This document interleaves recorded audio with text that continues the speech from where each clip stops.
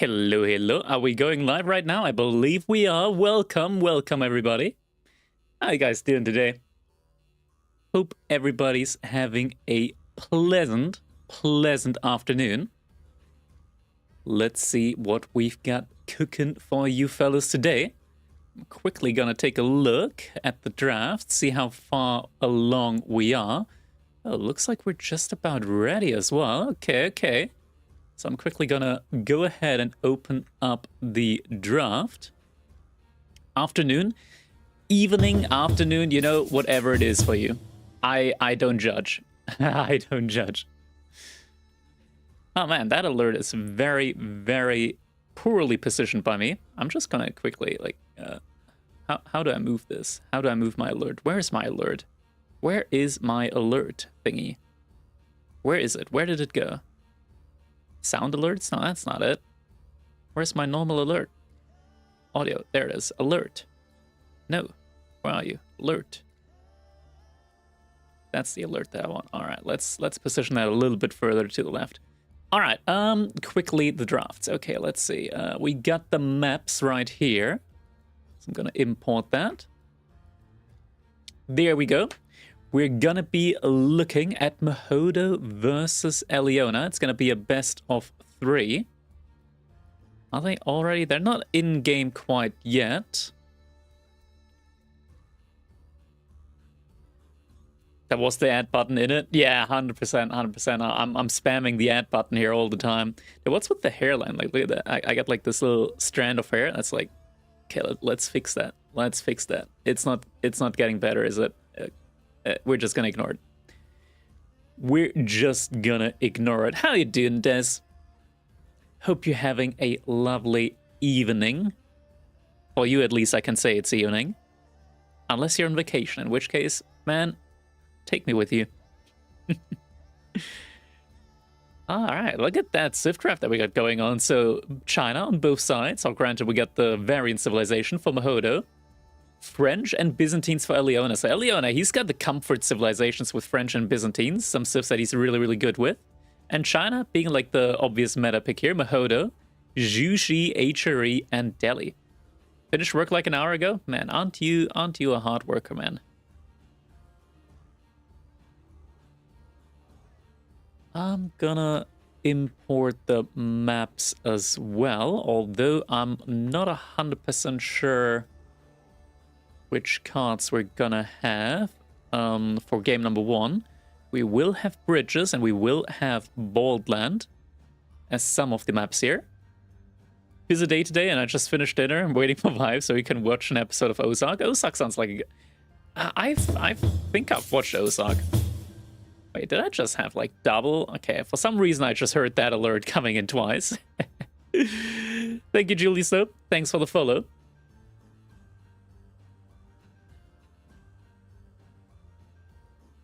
We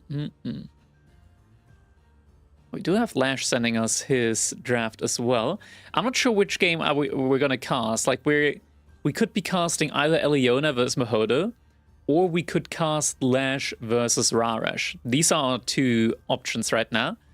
I believe like Lash is also streaming himself.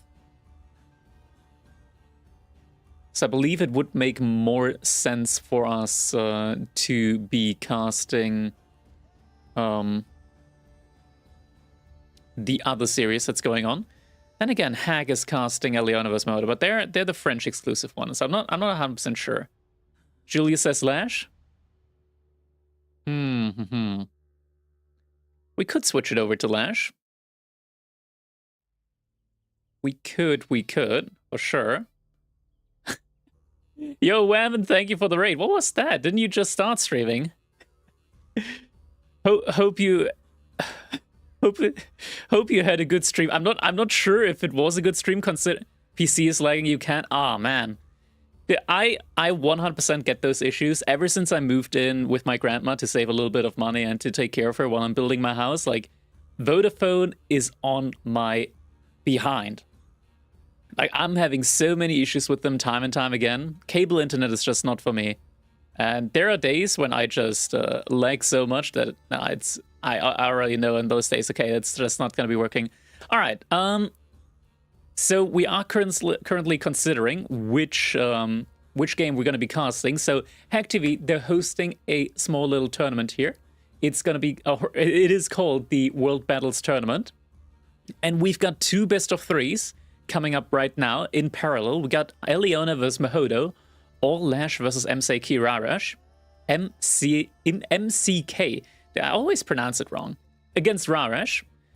So I'm currently like, it's up for debate which one we're going to be casting. Like, I'm thinking Eliona versus Mahodo, but like, Hack TV is casting that one as well, but Lash is obviously like streaming his game.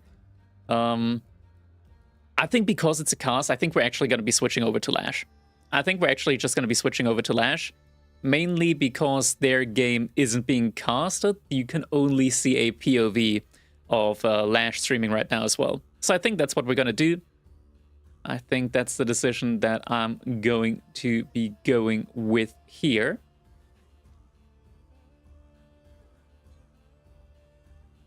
Stream none, load up the ladder. No, that's not gonna be happening. Okay, let's see. Lash, they're currently still doing their drafts. Swift draft should be happening soon, hopefully. But again, like, Eliona and Mahodo, they're already playing the game. So I think we're gonna start with Mahodo versus Eliona. Just because they're a good bit quicker when it comes to the draft and whatnot. And Lash and Rarash, they haven't really begun drafting yet, so we're gonna be jumping into that game first.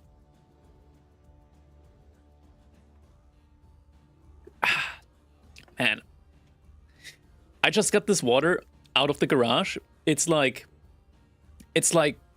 1 degree Celsius outside, or how cold is it at the moment?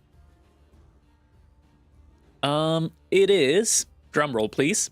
Yo Striker, how you doing, man? It is -2 degrees Celsius outside right now. I just got this water out of the garage, and it is so cold. I just drank it. I was like, oh my god, I'm getting like frostburn in my throat.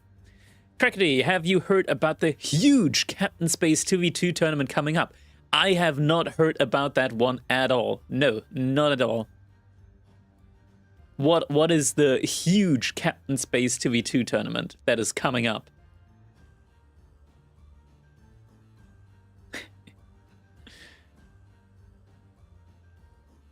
All right, 1.5 minutes, and we're gonna be jumping into the first game between Mahodo and Eliona. I can actually load up. Okay, now I know which map it is. Okay, I now know which map it is. I'm quickly load that one up as well. It is going to be on Himeyama. And we got French versus the Holy Roman Empire. There we go. Load that up right now. Got roughly a minute left. I was, Wham, was there, and thought that is big, so saw. I'm not sure what you just did with that sentence, but whatever you did, I'm sure it's not legal. And I want you to apologize to that sentence, because what you did to it, that is not something that you should be allowed to do.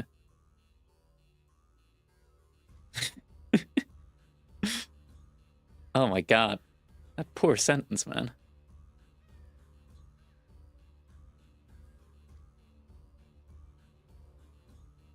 Oh, there it is. I saw Wham was there. Okay, now it makes more sense.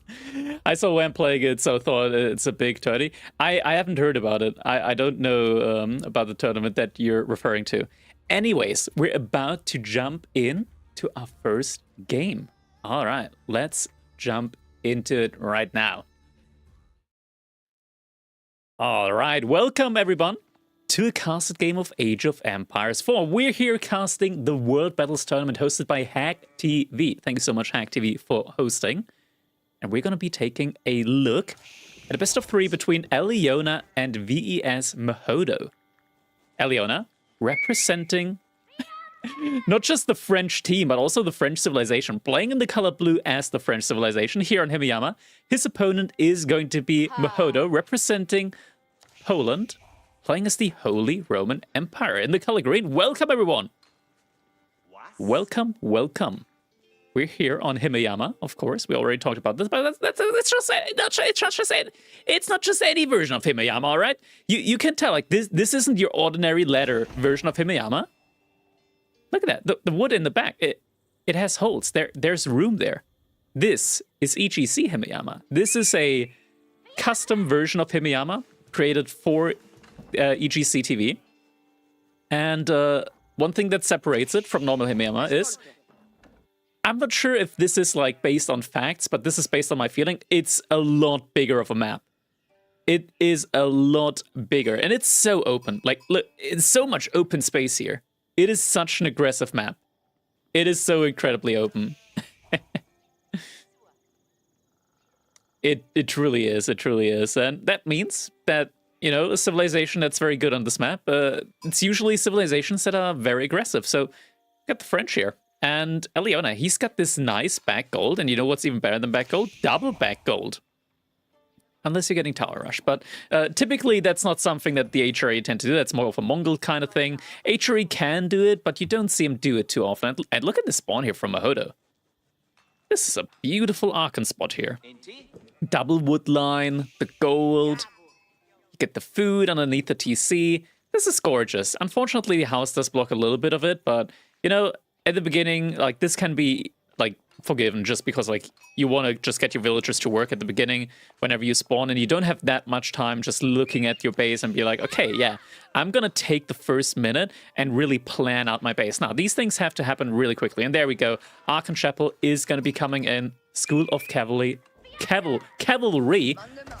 coming up alongside for Eliona here. So we will get that economy landmark for the HRE up against the military landmark from the French here. So early knights are going to be out on the menu, and you know what the meta is that we're in at the moment. It's a pro scout meta. And civilization that excels at pro scouts, or civilizations, I should say, plural. Both French and the HRE are pretty good when it comes to pro scouting. Now, one for a different reason than the other. The HRE, because they're very good at denying pro scout and then going for their own pro scout after, they're really good at denying Pro Scout, not just because Pro Scout recently got nerfed. Scouts are now a good bit slower when it comes to carrying deer carcasses. On top of that, Pro Scout has also become a little bit more expensive, so it delays the timing. But their spearmen also move a good bit faster than other civilization spearmen, so you're going to be very fast with the HRE when it comes to denying your opponent from just gathering up all of those deer, courtesy of your very quick spearman.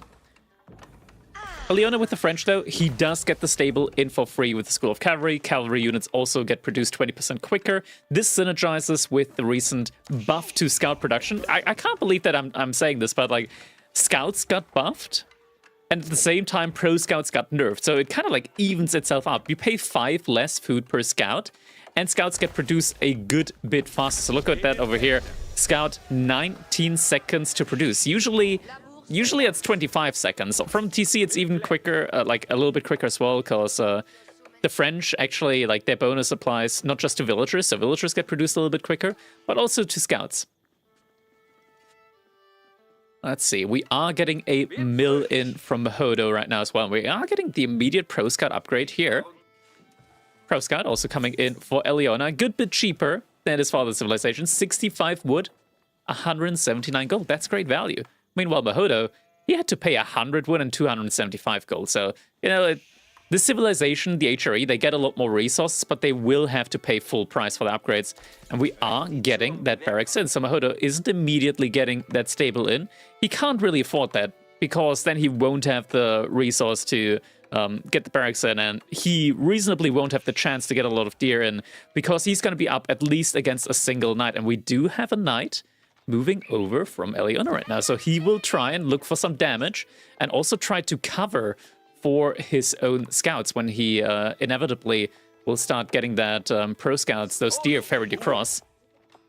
Scout from Mahodo is going to spot out this knight here, so should be able to pull his villagers. Charge gets cancelled. Mahodo, he's trying to, like, this is a really good move from Mahodo right now. He is trying to bait the charge onto his scout. If he's able to absorb the charge with the scout, that means that the knight isn't going to be able to two-shot villagers. First couple of spearmen are in queue. First scout already trying to ferry over some of the deer. McHodo now doing the same, but you can tell just French having a way bigger timing advantage here, and Villager is gonna get taken down. And Knight actually is he's escaping with 32 health remaining. And still, it's just more and more scouts coming out. Eliona, he's just absorbing all of the deer off the map right now. Oh no, he's been a little bit late on his scout production. He's also been a little bit late with the Spearman, which means that one of his deer packs, one of his close deer packs, pretty much already gone. Scout, Knight does get taken down. Leona, he has to be feeling quite happy right now. Like, he already got in a lot of the deer.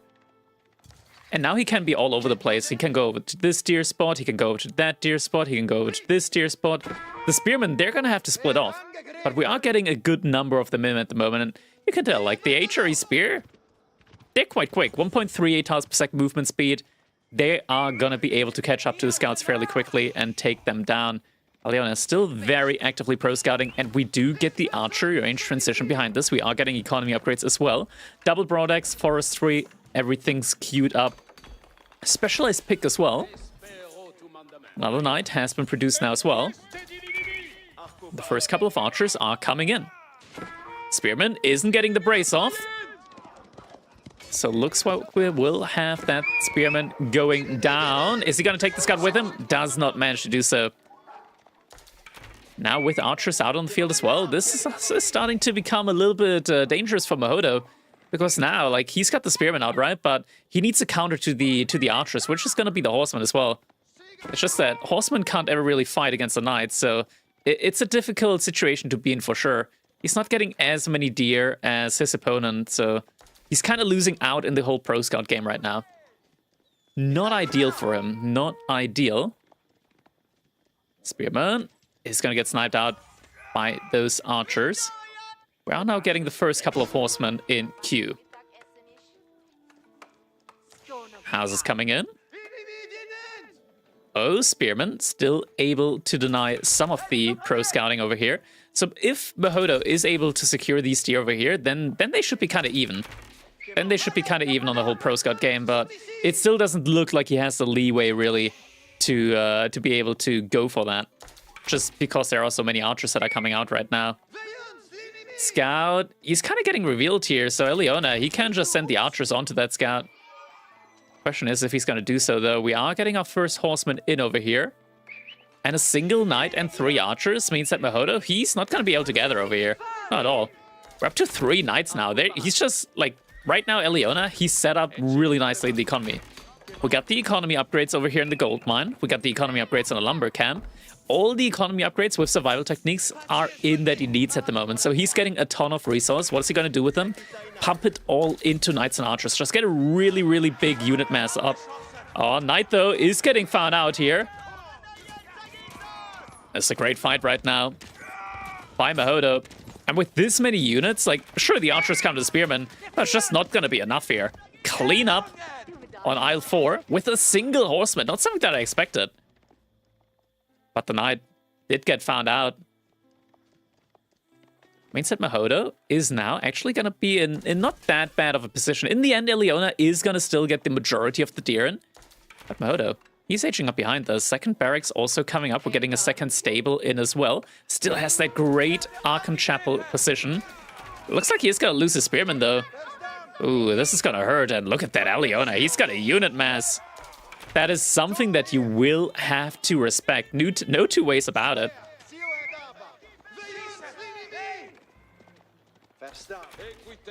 Oh, man. That's a lot of knights right now out as well. A lot more in production. Regnitz Cathedral, not quite finished yet. We don't have any emplacements on that outpost. I mean, this many knights, they could just storm the outpost. Even emergency repair won't be able to repair against that. Even the scouts are going to add a lot of damage, a lot of torch damage onto that outpost. Villagers jumping inside the outpost are going to be safe here for the time being. And the A-jump has just come through. Eliona, he's going to know now that he will have to commit. Do we have a blacksmith yet? No blacksmith, so no Pierce armor upgrade at the moment for him. Scouts still just standing underneath that outpost. What units are we getting in? We're getting an upgrade on Veterancy Spearman. But that kind of feels like the wrong call to make here because he needs armored units right now. We got an additional outpost up on the wood line. Villagers with the Seek Shelter command. Oh, it's getting intense right now. But without the Pierce Arm upgrade, Eliona not able to commit right now. So he's gonna get pushed back for the time being. Will have to look for his own age up, and he's not too far off when it comes to getting his own age up in.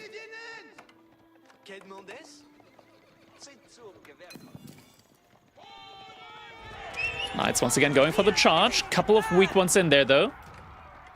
Doesn't look like a fight that he wants to commit to at the moment. The archers once again going for the dive onto woodline. This one scout, this woodline is chopped through. So Eliona, he can see past that woodline. If the villager is gathering over here, Eliona will be able to spot that out. Spearmen have been upgraded behind this. We don't have any relics coming in yet, though, for Mahodo. Eliona doing a good job of just guarding these relics out there with a scout, with another couple units over here as well. Mahodo is going to try and clean up this little battalion of knights, though. Do we have any prelates moving out yet? No, doesn't look like it. No prelates out yet. Should be getting some in soon, though. For the time being, Mahodo, he's just producing units, but... It's still looking decent for Eliona. It is going to be the Guildhall, so no real institutes coming in yet. Or anytime soon, for that matter.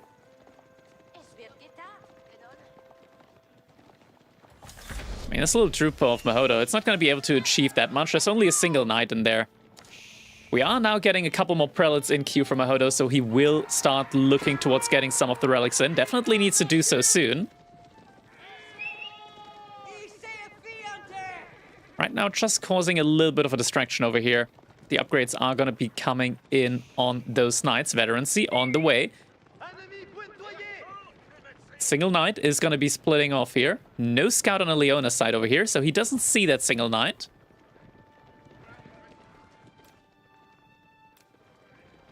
Eliona, what does he see right now?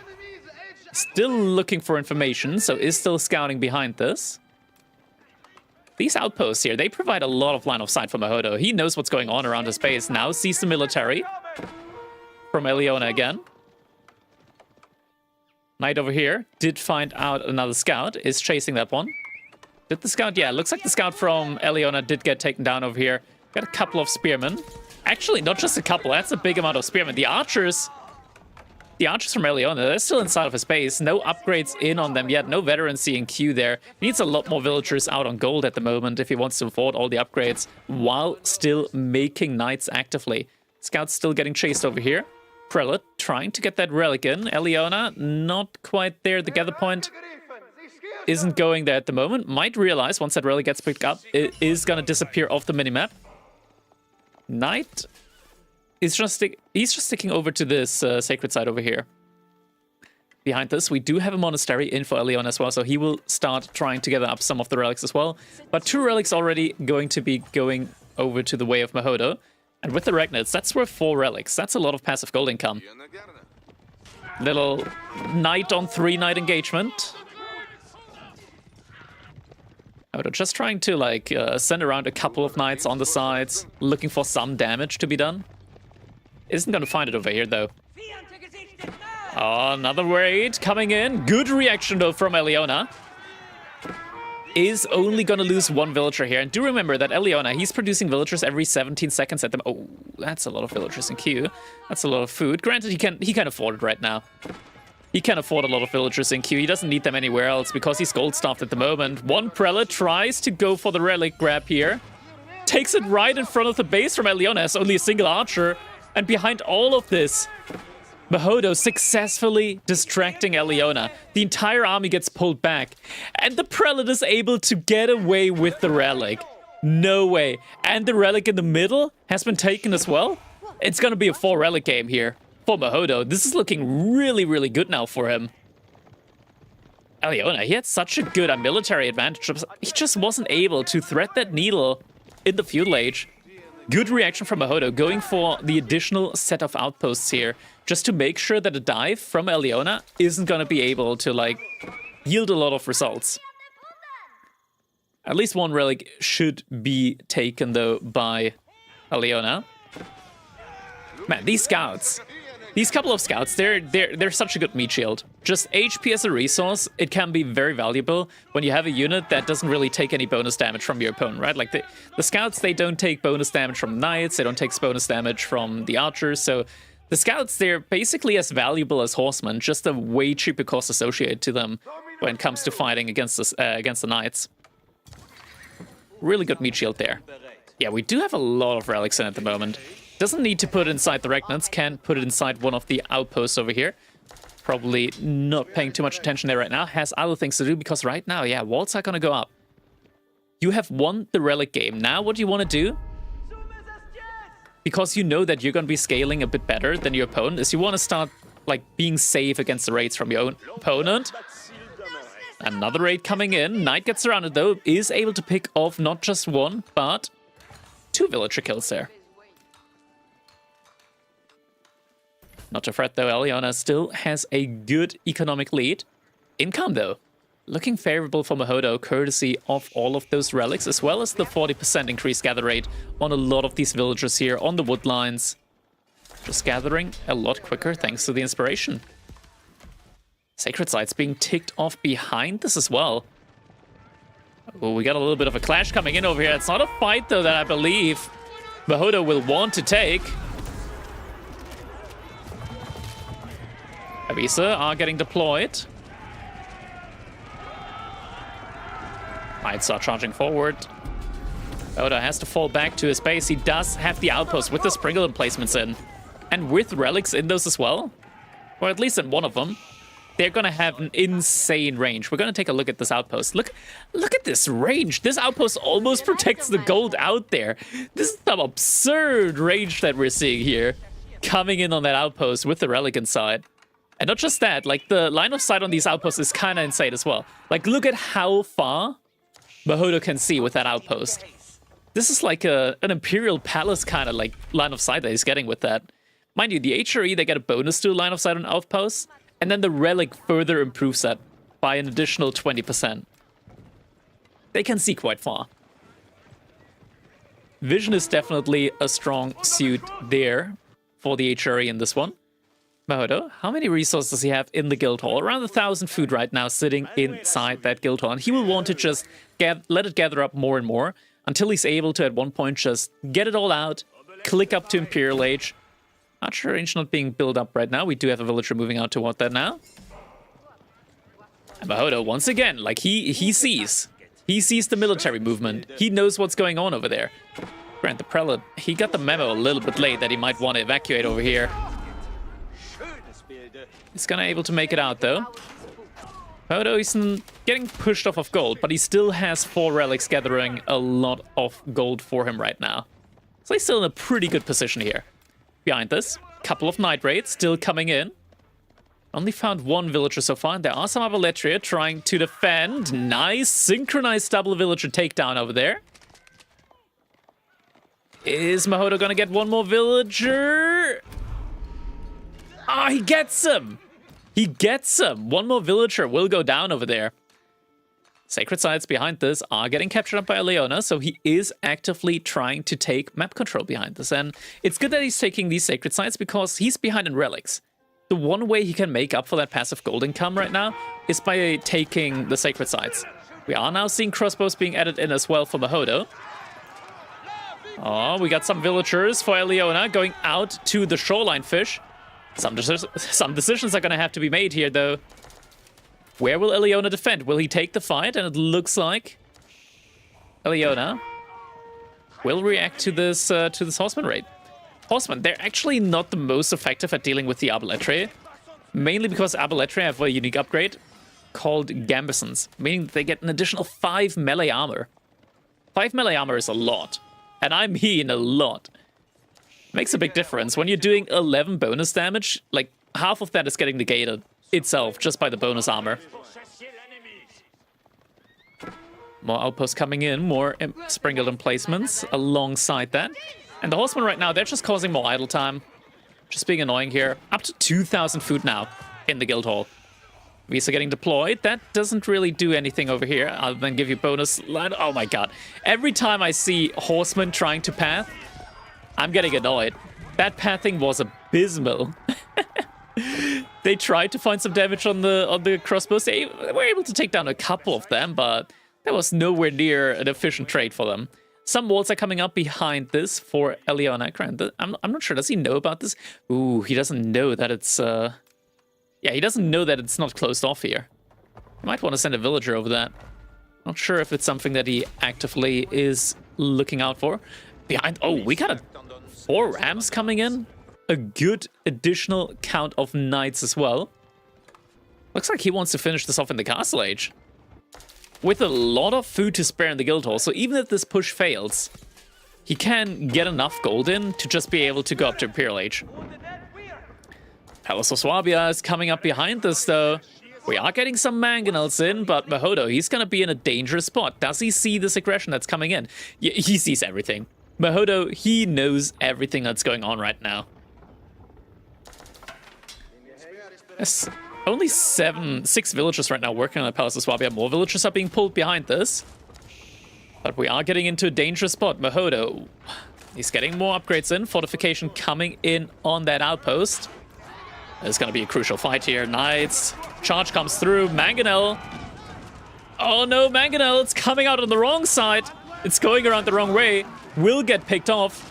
The other Mangonel. Spearman, a little bit out of position. Spearman, they need to be on the Knights. They're not on the Knights. The Spearman, they're getting taken down by the archers. They're trying to take down the rams. The A move. The A move is not what he wants here. Emergency repair gets activated too late. Outpost will get taken down. Behind this, a single knight. Wait, all the knights are gone. The knights are all gone. And there's still the TC firing. The Springled Emplacement outpost firing as well. Army count, it's looking pretty even. Arbaletier Pavisa is getting deployed though. So now suddenly the Arbaletier, they will take a lot less damage now. From the archers. And from the crossbows. Eliona, he will have to go back to a drawing board after that one. He didn't manage to kill out Mahodo in this push. But mind you, fellas, this isn't over yet. Because behind this, Eliona, he's got a secret weapon. 3,700 food in the guild hall. A measly 4,000 resources. That could be yours at the press of a button. He still has to kite back here for the time being. We're getting some emplacement now in from Eliona. Says to kite back. Crossbow's doing a good job against the knights here. Mahodo is backing off for the time being. Doesn't have any elite upgrades in yet. We do have some hand cannoneers actually coming through though. No farms, at least no real farms to speak of right now for Eliona. He also doesn't have a keep, so his units, he's paying full price for at the moment. He is actively working on that though. Is gathering up a lot of gold over here as well.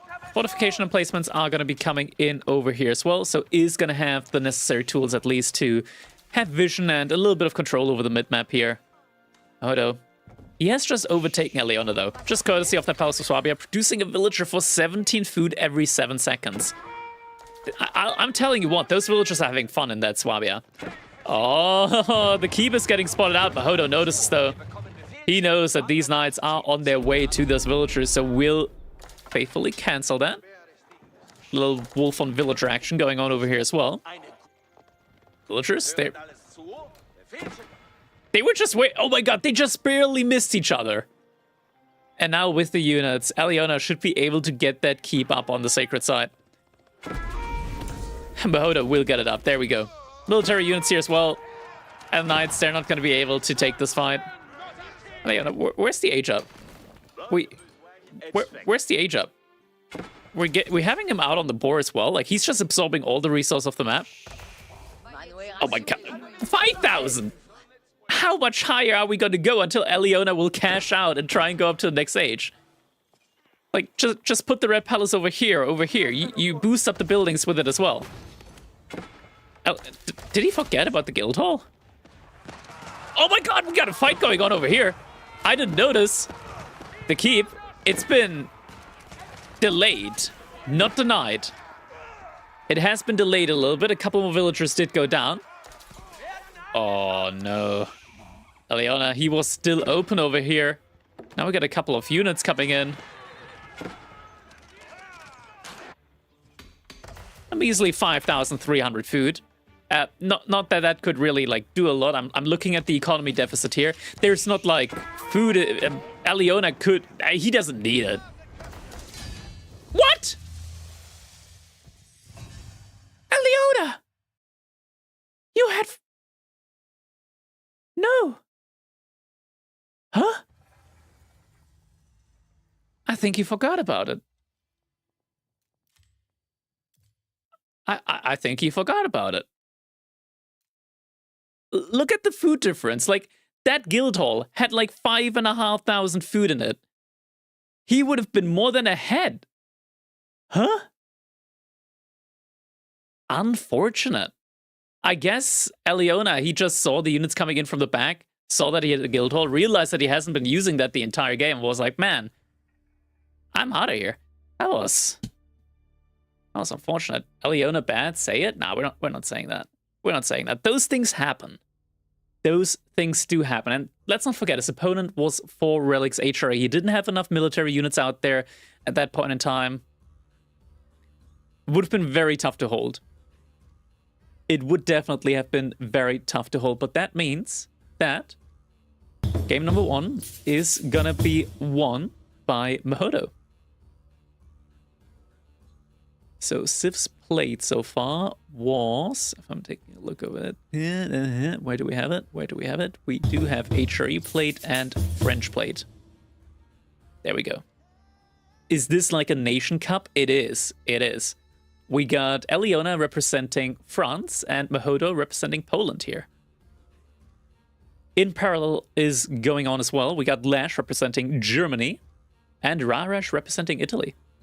Don't think it was a very professional, high-quality game. I mean, these things happen. These things happen where you look at a situation and it's like, all the attacks from Eliona, they didn't quite work out. He was 4 relics behind, like 4-to-1 relic split. I'm not sure if he just forgot about the guild hall. I honestly can't say, but looking at it from outside perspective, obviously, like, that was a game that wasn't over yet. That absolutely was a game that wasn't over yet. Get a keep up in your base, get a red palace up in your base. Looks like Eliona decided differently, though. Maybe he just wasn't happy enough with the game situation, and he decided, okay, maybe it's not going to be this game that I'll win, but maybe it's going to be the next one. And the next one is going to be Baldland, and we're going to be seeing Byzantines facing up against Zhuji's Legacy. Isn't Eliona a man? He is. I wish I could see the look on Eliona's face when he realized 20 minutes later that he forgot about Guildhall. Yeah, I mean, that's kind of rough when it happens. We don't have a bracket. We only have 2 games. There's no bracket. But Mahodo right now, he is leading 1-0 in this best of 3. They're human, they make mistakes? Exactly. Exactly. All right, we're going to be jumping right into our game number 2 now. Wait, that's not the right one. That's the right one. That's the right scene. There we go. I'm a professional streamer. All right, ladies and gentlemen. Spawning once again in the color blue, playing as the Byzantines this time around. We got Eliona representing Team France, playing as the Byzantines here on Baldland. Why is this map called Baldland? There's no hair. There's very little wood. You got like these little spots here at the side. These are the hope stripes. These are the hope stripes, the last remaining bastion here of hair on Baldland. Everything else is bald. There's not a lot of wood left anywhere else. Only these like little patches here and there, but it's not something that you're gonna be like really basing your economy all around, right? Like civilizations like English, they're pretty good here actually because they don't have to invest that much wood into farms. I was gonna go down around and be like, oh yeah, they want to make longbows, but longbows cost wood. And yeah, you don't want to make archers on this map because they cost a lot of wood. And then I was like, yeah, actually, we save a lot of wood with English. Yeah, you can play English here. Spawning in the color orange, though, playing as the Zhuzhi's Legacy, representing Team Poland, we got Mahodo. He's leading in the set right now. 1-0 up against Aliona. Well, he's in a good position right now, and he's playing Zhuzhi's Legacy, one of the stronger civilization here in the game. Definitely one of the more strong civilizations in this Pro Scout meta, because Zhuzhi's Legacy, they're kind of quick when it comes to Pro Scouting. They get that upgrade in quick, they got the scouts out quick, and they are gonna take the deer very quickly. Byzantines, they typically don't go for Pro Scout. Not really a strategy that we really see too often with the Byzantines. That doesn't mean that it never happens. It just means that it pretty much never happens. There might be like that 0.1 percentile chance that Byzantines go for Pro Scout, but in 99% of the games, you aren't going to see Byzantines going for the Pro Scout. Grand Winery is going to be coming in here for Aliona. We'll be able to boost up all of these berry bushes, or should we call them oil bushes? Because that's the thing that Byzantines will really get out of them. They're going to get a lot of oil. With that oil, they are... Oh my god, look at that. That's a good amount of sheep. Aliona, he's been sheep herding. And there's still more sheep to be had. Meditation Garden coming in on the other side for Mahodo. I mean, I guess this would have been a better spot, but it's kind of tough to go for, right? Like, it's a lot of walking time. This is walking time as well. He's getting double berry bushes, so this is like 72 food per minute. It's a good amount of food. It's a good amount of food. Has anyone noticed that in lower leagues, like below Conqueror, Pro Scout isn't that strong? Probably just because of different timings. I'm not 100% sure how those games, like, go. So I can't really tell. It's extra critical of the Medigarden. I'm a little bit critical of this one. Like, I'm looking at this, I'm like, okay, this is not just a normal berry bush, this is a large berry bush. So this isn't 36 food per minute, this is 48 food per minute worth of resource that you're getting right now. This is an immediate 25, and you're getting a lot of wood in over here as well. So my personal take is that this Medigarden spot here probably would have been a good bit better, but you're still getting a lot of food in, and since food is just such an important resource overall in the game, especially in the early stages of the game, I think this isn't that bad. Like, we're going to be looking at a solid 72 food per minute here. That's like 2 villagers worth. This one here could have been like 3.5 villagers worth maybe, though. Pro Scout's now going to be coming in for Zhuzhi's Legacy, and this upgrade is getting just blitzed through. 30 seconds for professional scouts coming in, thanks to the Imperial official supervising that building. He's making sure that all the... Well, who's researching that one in the mill? Who's doing research in the mill? That poor farmer that's working inside the mill, like, the Imperial official is just staring at him all day long. And he's like, yo, about those deer, man. You told me about that deer strategy. Are you done researching about that yet? You better research faster. Research faster. That's kind of the job that the Imperial official is doing there right now. Immediately, we're going to be getting... Dude, these scouts are being produced so fast. That scout buff. 65 food, 9 seconds with Imperial official supervision. These scouts are, like, they're coming in rather quickly. They're coming in rather quickly. First couple of the Midnight are moving out onto the mid-map, trying to deny any Pro Scout shenanigans going on. Little does he know that the Pro Scouts, they're already on the way. They're already out and on the way. It is so important when you're up against Pro Scout that you're getting the Spearmen in very, very quickly. Like, you need really good timing on them. Yeah, this scout, he sees the Spearman, he sees the opponent scout hitting him, and he's like, yeah, I'm not about that life. I am not about that life, and he backs right off again. Should be getting an archery range in next. Get some Jugunu in. Doesn't have the wood for it quite yet. We'll probably need some more villagers. Actually, he does have the villagers over here in wood. We'll probably want to move him over here just to get the tax as well from the lumber camp. Now the scout loses some HP behind this. Modo. First deer is starting to come in. He still has a lot of sheep underneath his TC. Ooh, this is annoying. This happens when you don't retask them. Okay, he noticed over here. Yeah, he's pulling them back now. Midnight does spot out that one scout over here. He notices, though, that it's too far gone. Like, it's too far away. He isn't going to be able to catch it. Stealth Forest. Oh.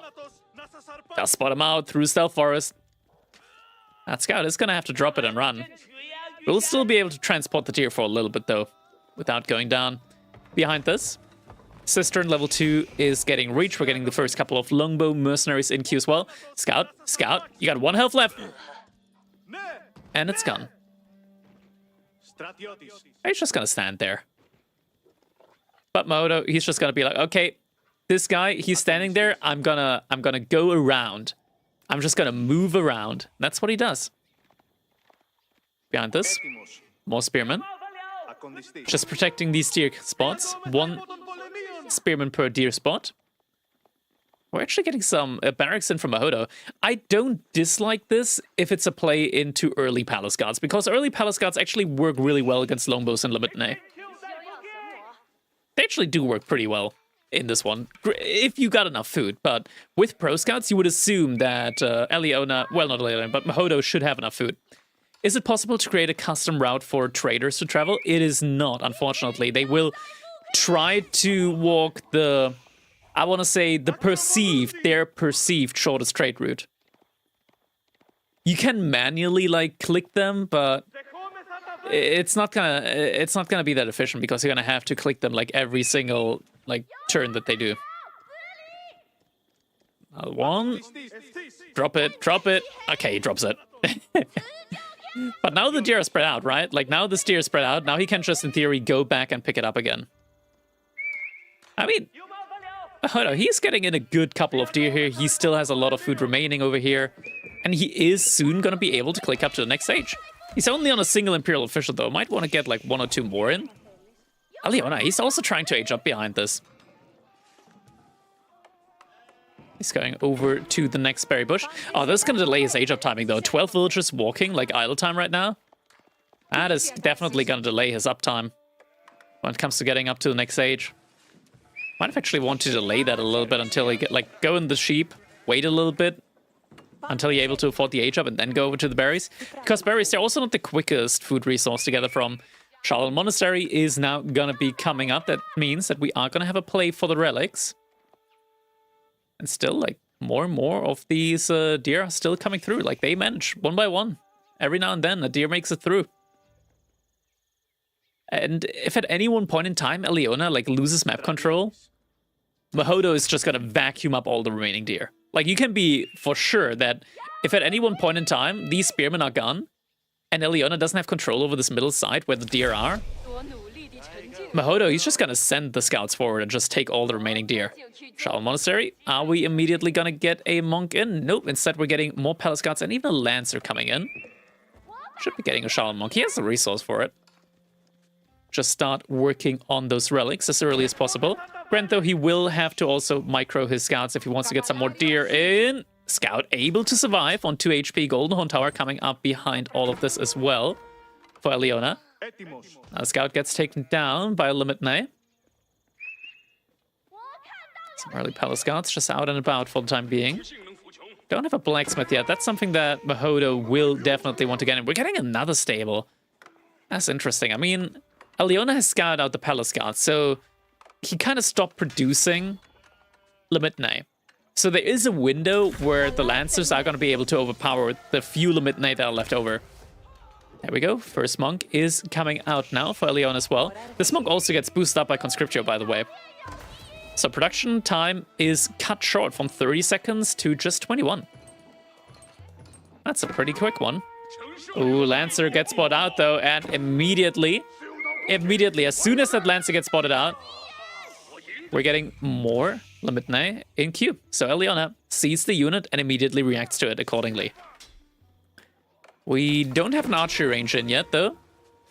That's a good amount of longbows that we're at the moment. 10 right now. 2 more batches in queue. Oh no, he's gonna need a ton of palace guards against this, but he's still making lancers. So he doesn't, maybe he doesn't know exactly like what his opponent's doing. But this is starting to become an issue. Because guess what? Palace guards, they don't have as much pierce armor as normal men-at-arms. So you're gonna need to have a lot of them, and you're gonna need to have all the pierce armor upgrades on them if you really want to compete against the longbows. Yeah, we're gonna need more of them.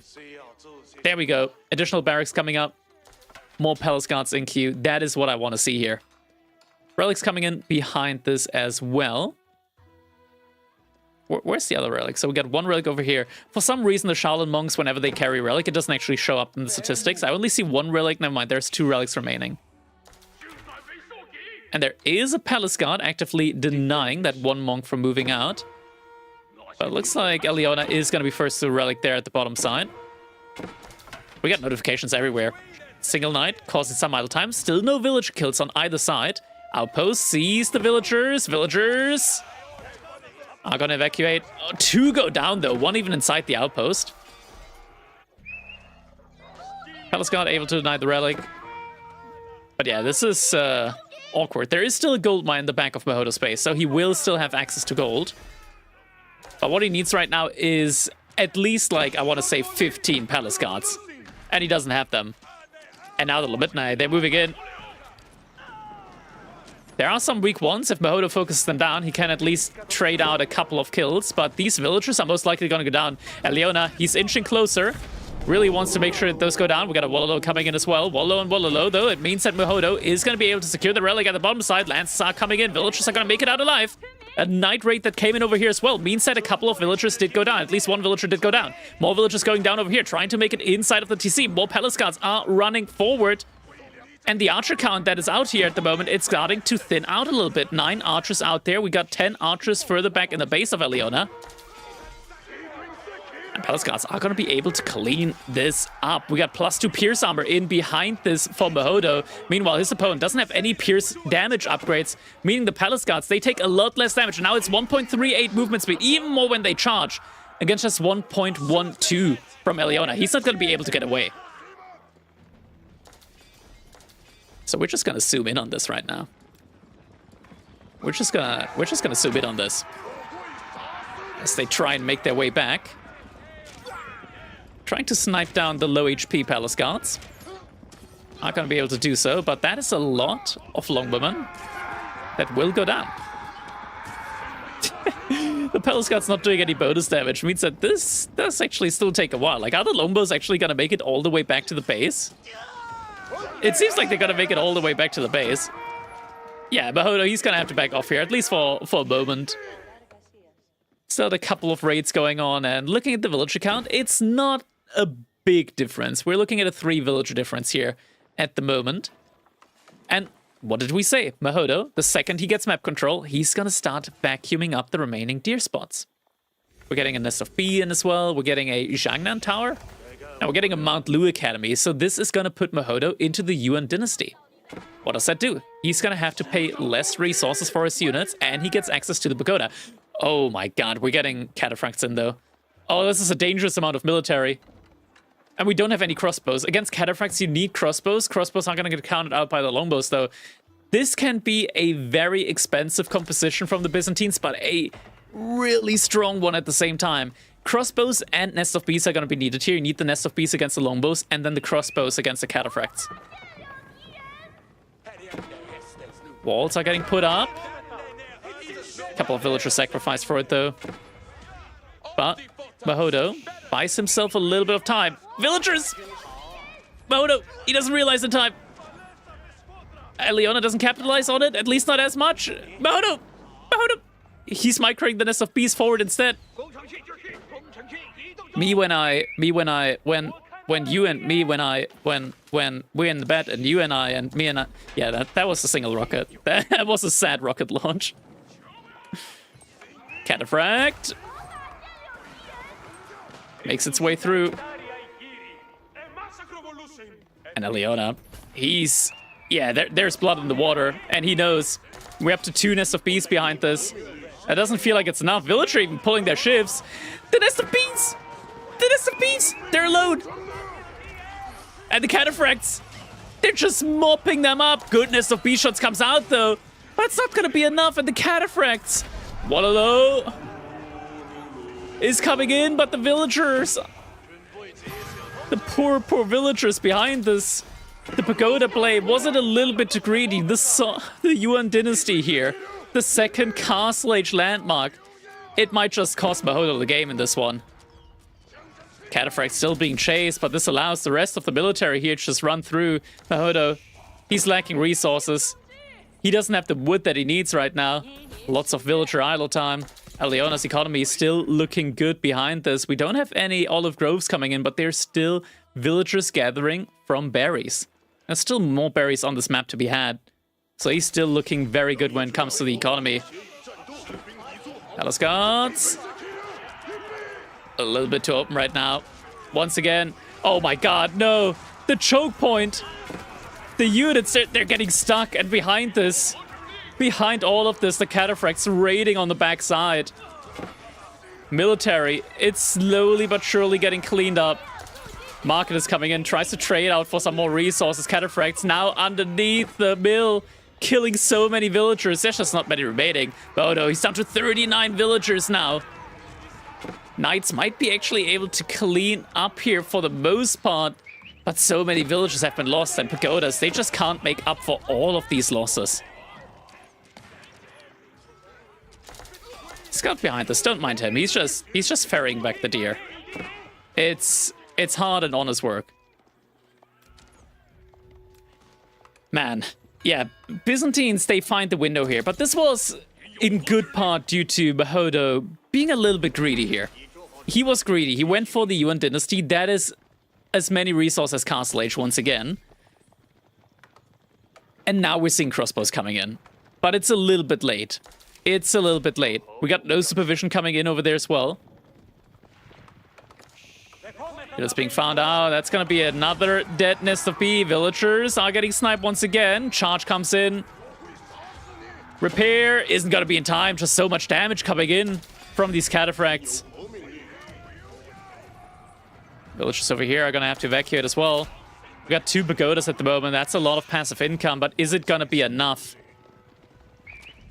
Got 4 relics for Mahodo behind this. So he does, once again, like, have a lot of the relics in.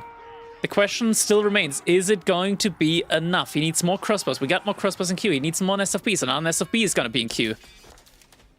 He gets a lot of passive resource through these pagodas, and he still has at least a little bit of deer meat remaining underneath his mill. It's not a lot, though. It's not a lot. There is still like almost an... Well, no, that's 1 deer spot over here. There's still almost an entire deer spot left up in the middle, though. But he doesn't have the map control in order to access it. Villagers moved out here once again. So he is getting in the resource that he needs. He has the relic with a Shaolin Monk. So he's going to be able to pull a Wallaloo if he needs it. Wallaloo.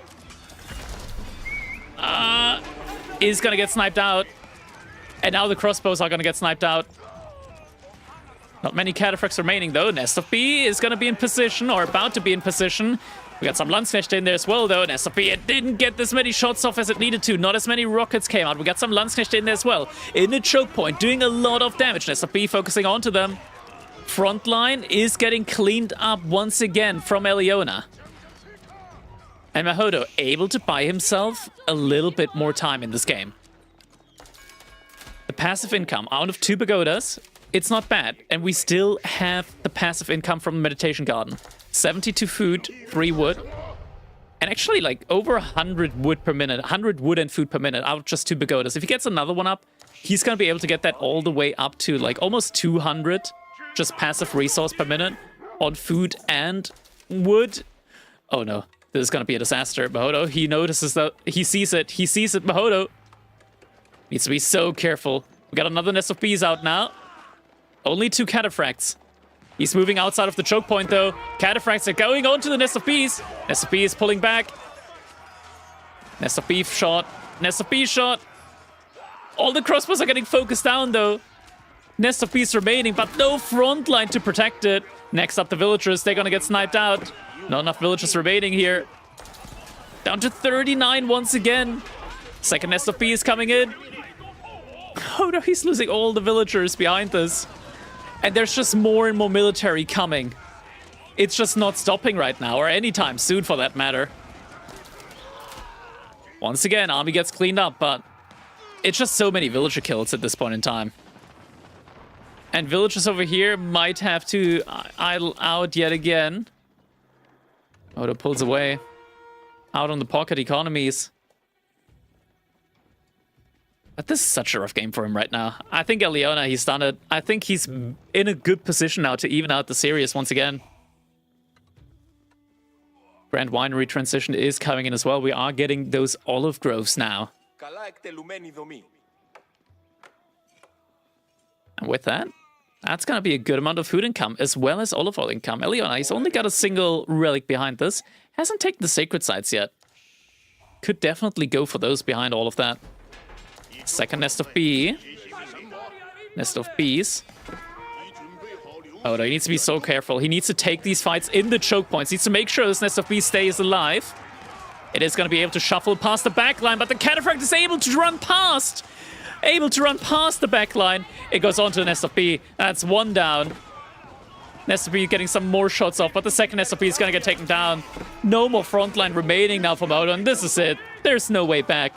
Now Mahodo is definitely beaten. There is no way back in this one. No villages remaining over here. But now Eliona, he's going to find the pocket resources out on the map that Mahodo has been gathering from. And that is going to be GG. Eliona able to even up the series. That means that we are going to be going over to game number 3.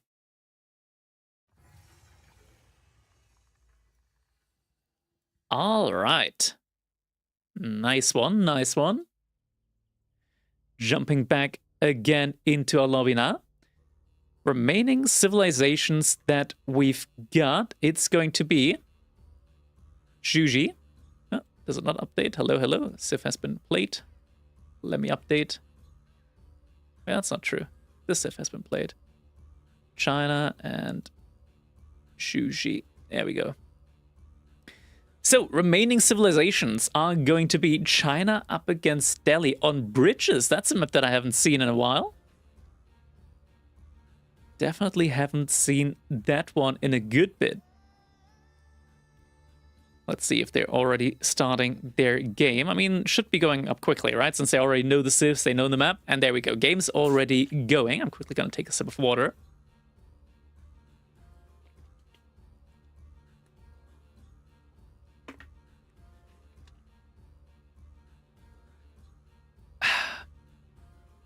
All right, 30 more seconds, then we are going to be going into our game number 3. And fellas, this isn't over yet. Like, this event still has some ways to go, because after this one, there is another set being played in parallel at the moment. Lash is battling off against Araresh, and we are going to have the winners play against each other and the losers play against each other after. So we got more games coming your way. All right, we're jumping right in to our game number 3. Ladies and gentlemen, once again, representing the French team, playing in the color blue, playing as the Chinese civilization here. We got Eliona on the other side of the map, playing in the color purple, representing Team Poland. Playing as the Delhi Sultanate, we got VES Mahodo. Ladies and gentlemen, we're here on a very special map. Why? Because we haven't been seeing it recently. Not a lot, at least. We're here on bridges. Why is it called bridges, you might ask? We got not 1, not 2, not 3, but 4 bridges. And these aren't your average bridges. No, no, no. These are destroyable bridges. You can destroy them. That's right. 2 demo ships are going to be able to destroy them. I believe, yeah, Siege is also able to destroy them. And villagers are able to repair them. It's a very cool dynamic, and I hope we're getting it actually on some of the latter maps as well. Right now, it only exists in custom games. So what kind of strategies do we have here? What's the deer situation like? There are full deer spots, so pro scouts, of course, we are in a pro scout meta, is an option here. We got China up against Delhi. Now Delhi is a civilization that can be absolutely vile in certain situations. China used to be like 60-65% favored up against Delhi. Recently, with the changes to Dome of Faith, it's more like 50-50, if not like there were some slight nerfs to Delhi. Right now I would say it's like 50-50. Before that, before these slight nerfs, it was like 60-40 for Delhi. Because it used to be that when Delhi ages up, there's a timing for China to hit them. Nowadays, if Delhi ages up with like 10 scholars, which they can easily afford with the Dome of Faith, there is no window to hit them. They immediately get all of the upgrades in. It takes them like a minute to get them in. Minute and a half, which is the same time as it takes normal civilizations that don't get the research in for free. And then you lose out on the timing. It's going to be interesting to see how these players are going to play this one out. We are going to have a no IO opening, which is kind of common at the moment when it comes to like pro scout builds. 2 villagers are on that Imperial Academy. Like, early Imperial Official is usually really good when you want to rush up that Song Dynasty. But we're not getting Song Dynasty when we're going Pro Scout. We want to get that Pro Scout timing in as quickly as possible. So we're not going for Song Dynasty. So you don't need that early Imperial Official. What is this? That's not a Dome of a Faith. That's not a Dome of a Faith at all. We're seeing a Tower of Victory coming in for Mahodo here. Interesting. That is not a landmark that I've seen in a good while. Now, Tower of Victory, it's an interesting one. The tooltip says it gives units that are produced outside of a building that's in range of the influence of the Delhi an additional plus 20%, at least through the infantry. I think it's more like 15% though. It's kind of weird. Like this game, an attack speed increase, it varies from unit to unit. Like for some reason, units react differently to attack speed increase when it comes to how quickly they're actually going to be able to attack. But infantry with Tower of Victory, they're actually quite, like, they're quite strong. They attack really, really quickly. Like, you look at men-at-arms, they attack a good bit faster. Your crossbows are going to attack faster. Your archers will attack faster. Your spearmen will attack faster. This was the to-go landmark for Delhi until Dome of Faith got, like, double buffed. In my theory, in my opinion, Dome of Faith is still, like, the better landmark. But there certainly are moments when Tower of Victory can seem absurdly good. Gonna have to wait and see if this is going to be one of those games where it actually looks good. Age Up has come through for both our players here. Eliona working on the resource that he needs for that Pro Scout upgrade. Just needs a little bit more wood, a little bit more gold. Should be getting that in soon. One more drop off here when it comes to the taxes and he will have it. Let's go for force drop over here. And we are getting that Professional Scouts upgrade right now. It is getting rushed up. We're getting a stable for Mahodo, so he's going to be looking for some Ghazi Raiders. Ghazi Raiders are very nice because they do more damage than normal scouts, which means that normal scouts, normal horsemen, which means that you are going to be able to deny pro scouts with them. Because a normal scout, I say again, a normal horseman, he needs like 12, 13, 14-ish hits against the scout to take him down. Ghazi Raiders take like 9, 8. So you need a lot less hits in order to take down a scout.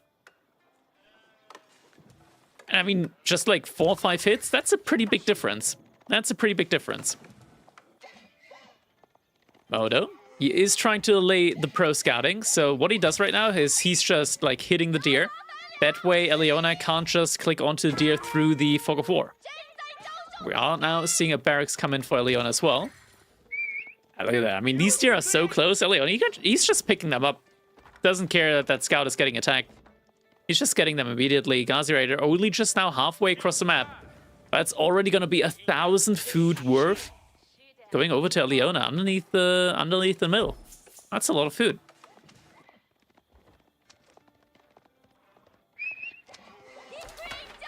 Now we're getting a spearman in as well, and Mahodo, he doesn't have the right unit composition against the spearman, right? Like this one spearman now means that Eliona, he's going to be able to get all these deer in. So Mahodo, the Ghazi Raiders, they're not really able to achieve a lot now.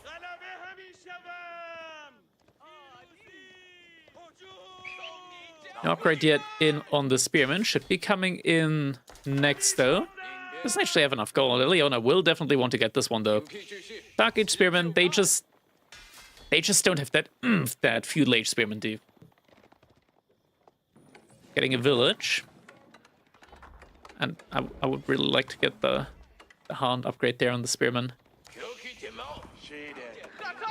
The vest, it's just too blue. These Spearmen, they're just too blue. They need that like brown armor that they get as Hardened Spearmen. Now Eliona, he's just gonna move over to the next tier spot. We are starting to see a good mass of Ghazi Raiders. at a certain point, the Ghazi Raiders are going to be able to take fights against the Spearmen. And if you micro them well, you are going to be able to just heal up the Ghazi Raiders again. But you are actually going to have to micro. Single Spearman, though. He's been left alone. Nobody out to help him. Is going to get picked off here. No, it's just going to try and, from the looks of it, just try to deal with the returning scouts. Or maybe not. Song Dynasty now going to be coming in. Eliona is going to protect the gold, the wood line, as well as the stone. And we are getting a follow-up into double archer range now as well. No play onto the sacred sites yet. That should definitely have already come in. We are seeing a monk move out over here. We do have 3 sacred sites on this map. That's going to be just one scholar. We do have another scholar inside of this archer range, but looks like Mahodo doesn't want to rush up all the sacred sites at the same time. That's going to be one. It's being captured right now, and we are also getting an immediate wall in. Mahodo, he also knows how to draw the parallel walls, because you can actually, like, if you put 2 lines of walls up here on the sacred sites, you can actually, like, wall it the most efficiently without spending any additional wood. Like, you don't have to go like this, you go straight lines. It only works if you put the wall... Don't ask me why. Do not ask me why, chat. Do not ask me why. I can't tell you. It only works if you put up 2 lines of walls in parallel and then finish off the other walls. If you, like, put 90-degree walls up, you're not going to be able to connect them to this side. I don't know why. It's a weird thing with walls. You need to put them up in parallel. Then you can wall like this. If you start with, like, one side and a 90-degree angle, you're not going to be able to finish them off. It's a weird bug. It's a very weird bug. I'm not sure where it's coming from. That's a lot of spearmen. Zhuge now coming in as well. Mahodo going into his own pro scouts behind this, so is getting some deer of his own safely underneath his TC. But the archers from Mahodo are going to attack a lot quicker. So they're going to be able to take down the spearmen quite quickly. I'm going to take a look. Zhuge attack once every 1.75 seconds. The archers once every 1.37. Now, the archers do pretty badly against the Zhuge, but that's not the unit that you want to kill. You want to kill the spearmen with the archers. Once the spearmen are dead, you can kill the Zhuge with the Ghazi Raiders. And the archers just as a support unit. How do you add a wall before... how do you add a gate before the wall is built? You select the blueprint, and there is a button where you're able to pre-build a gate. A bit of pro scouting going on. Gets denied, though. Maybe we can take a look at that if we're seeing some walls coming up here. Eliona is pressuring the middle, though. Mahodo is going to have to react. This wall, though, it bought Mahodo a lot of time. This wall bought Mahodo a lot of time.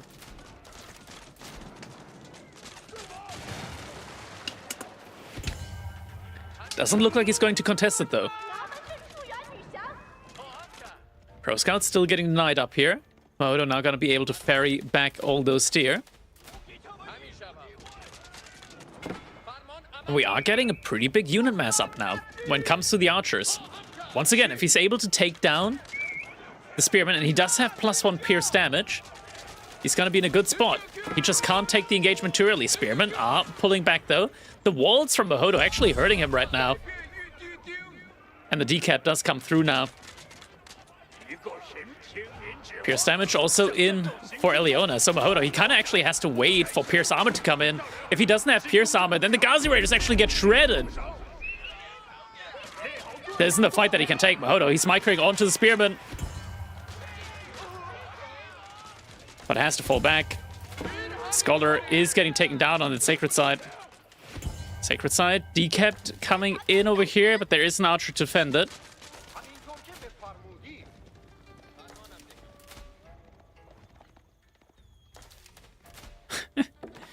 Oh, the Ghazi Raider, he body blocked the scout so he couldn't carry on that carry that carcass. Yeah, Mahodo, he just has to wait right now for Iron Undermesh to come in. He needs some scholars inside the mosque again, because the upgrade, it's taking a while right now to come in. Definitely needs it in a bit quicker. Right now, Eliona, he's just massing Zhuge. Did a good job right now when it came to denying those sacred sites. And now Zhuge are going to be able to deal with that one archer out there. That's going to get denied. Still, the Mahodo now has a good amount of food underneath his TC. Is it going to be enough, though? Scout is getting found out. A couple of archers. The waypoint, still leading to the middle, are going to get found out. You don't need to shift-click it. Like, I can show you right now. If I select this wall, you just press Q here, convert into Palisade Gate, and when the unit builds the wall, it's just going to be a gate immediately. Oh, and Eliona actually aging up to the castle age behind this. Astronomical Clock Tower coming in. Modo, he only just now got the Pierce Armor upgrade in, and he's very far away from aging up himself. So Eliona, he's looking in a good spot. Couple of Ghazi Raiders around the backside, just 3 for the time being. We are getting a fight now before the age up comes in. Archers trying their best. Spearmen, they're out of position, getting taken down. There's not that many Ghazi Raiders out there, though. Enough Shuganu, though. Spearmen getting focused. Ghazi Raiders coming in from the back line. Age up has come through, so now upgrades are going to get clicked. Ghazi Raider account basically down to 0. Modo right now just trading out the archers against the Shuganu. He's focus firing, able to take down a single Shuganu every single time he fires. Eliona is pulling back, but only until the Veterancy comes in. Now the Veterancy is in. And now he takes the fight again. With Veterancy, a lot more health, a lot more damage on those Shuganu. Archers are going to have to pull back. They do have additional movement speed, so they can run away. And behind this, a Sacred Site in the middle has at least been captured up again. We're getting Knights in now for Eliona. And Knights, does Mahodo even have a barracks? He doesn't have a barracks. He is making a barracks right now. We're getting a market in, wants to try and trade out some more resources. But he is very far behind economically right now. He wasn't able to deny the Pro Scouts effectively enough. Being Eliona, he got enough resources in. Food should be running dry, though, for him, and indeed, he is on the berries now as well. Actually, he still has a lot of resources underneath there. Kind of crazy. I mean, sure, the archers get bonus attack speed now, but I fear that's not going to be good enough against Shuganu with +2 damage. Villagers jumping inside the outpost. One actually gets taken down inside. Villagers, there's one villager still outside. Another fight coming in. Shuganu now with the upgrades, they can shred through the armor. That little armor that the Ghazi Raiders do have. It's actually not that many Shuganu. Maybe Mahodo, yeah, Mahodo's going to be able to force him back at least for a time being. We are getting more and more Shuganu, we're getting more Knights, and Eliona still has a good resource bank. Compound Defender, how did Mahodo actually find the resource to go up behind this? We are getting the Compound of Defender in now. That is so strange. Like, we're getting 2 landmarks that we're actually not seeing a lot recently. I think especially when you go for Tower of Victory, you want to go for the House of Learning because Key Leech upgrade with Men-at-Arms with 20% bonus attack speed is quite strong. But now 3 Knights coming in, Shuganu pushing further forward. Villagers are going to have to garrison inside the TC. Villagers getting taken down. Now garrison inside. TC is going to have to start focusing onto the archers. Mahodo, he doesn't actually have any scholars garrisoned inside the mosque, so the upgrades are going to be coming in pretty slowly. And there we go. Villagers getting found out. Archer's going to have to take the hit. But this game looks like it's going to be over. Eliona is going to be able to win the set 2-1 now. There's just no way back, and Mahodo knows GG gets called. Eliona getting the victory for the French team. All right, nice one, nice one.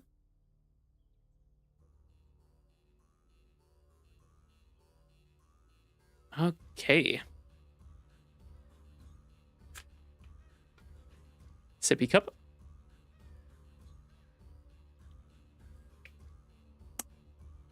Worst matchup in the game? It's 50-50 at the moment. It's kind of 50-50 at the moment. I think if you don't go Tower of Victory, you get a way better Sacred Site timing. If you take all 3 Sacred Sites at the same time, I just look at how May plays it, this matchup, and he does still go Dome of Faith. He contests all 3 Sacred Sites at the same time. And if your opponent goes Pro Scouts, then they're not going to have enough units out in time to deny all Sacred Sites at the same time. So you just go for the Sacred Sites immediately. Don't even have to immediately like wall them in. You just take all 3 of them, mass up units. Don't go for walls on them. And you don't even mass up that many units. Just a couple to force your opponent to commit into military. And then you just go for your own age up behind it all. TOV archers could deal with Zhuge Spear. They can, but that's not your win condition in this one. Your win condition isn't winning the fights. Or at least, like, winning the... being. I wouldn't say it's not winning the fights, it's not contesting the fights. Your win condition is to have the tech advantage. Once you get up to Castle Age, archers deal a lot better. Like, Castle Age archers deal a lot better against Castle Age Zhuge Nu than Feudal Age archers with Tower Victory against Feudal Age Zhuge Nu.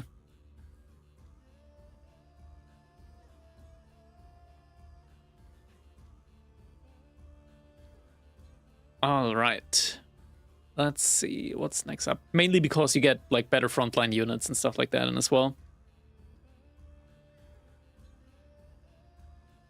Next up, let's see. Is Lash still playing? He is browsing custom. We're gonna quickly check up, see if he's already played all 3 of his games. Looks like it was just a 2-0 victory for Lash.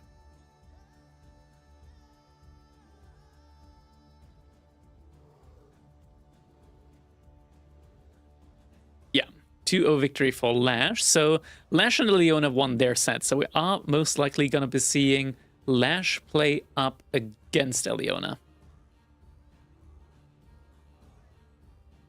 That should be coming up soon. I'm waiting for the drafts to come in. So you think that H3 archers can deal versus H3 Zhuge Nu? Just because you get like a better front line. Once you get men-at-arms in, your front line is going to be a lot better, and archers just deal a lot better against armored units than Zhuge Nu do in Castle Age. Because the maximum armor that you can get is going to be 6 in Castle Age. Archers do a maximum of 9 damage, so suddenly you do like even damage with Zhuge Nu in Castle Age per archer. You don't invest any gold into archers, and on top of that, you also have more movement speed with them. Also, a really bad matchup for Delhi, but he didn't go Pro Scout, so maybe it could be close. I think, like, depending on the map, and on an open-ish map like that, where you have, like, these sacred sites that are kind of, like, far out, especially with, like, the top one, that is really easy to wall for Delhi. Like, you just need, like, 1 archer, get like a really quick wall in around that bridge. It should be fairly easy for Delhi to get like lock in 3 sacred sites, then mass up a lot of units and transition into Castle Age after. With a lot of scholars already prepared.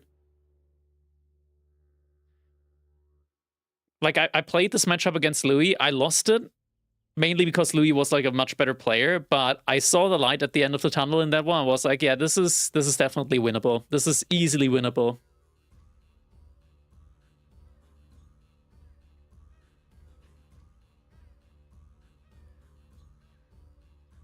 All right, I don't see our players drafting yet, so we gotta wait, give them a little bit more time behind this.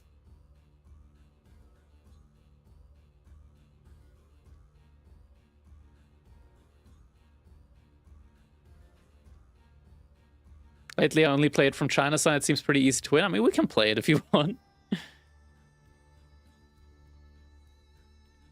But I think it's fairly even between the 2 civs. I think it's fairly even. We can actually check how the matchup is being rated at the moment on... let's see. We can check how the matchup is being rated on AoE4 World. Grant, that doesn't really like tell you statistics for top games. But yeah, Delhi has a 53% win rate against China overall. Actually, negative win rate against Zhuji. Interesting.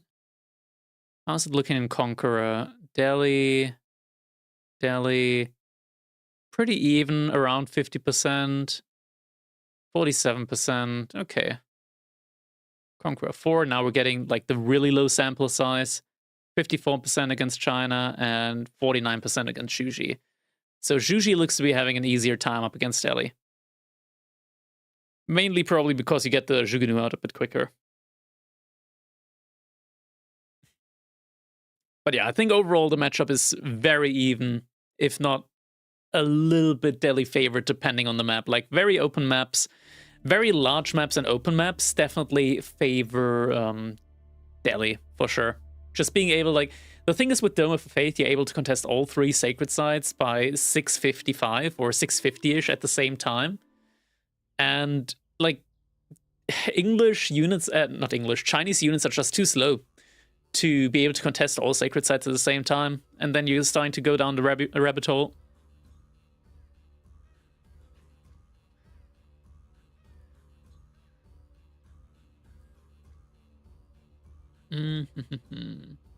Do we have drafts going on yet? Nope, no drafts going on yet. Never mind, there they go. Okay, Mahodo is drafting up against Raresh right now.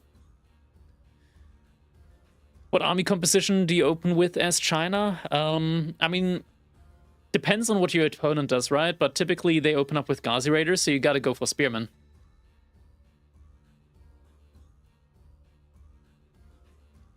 Kinda have to go for Spearmen.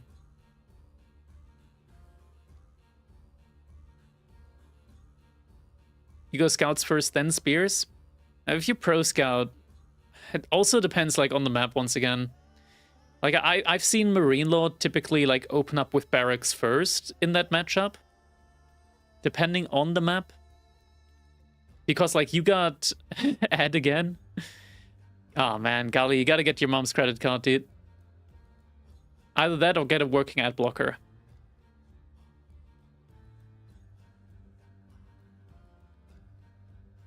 Or just invest into Turbo, then you don't have to sub ever again. Because you just block the ads that way.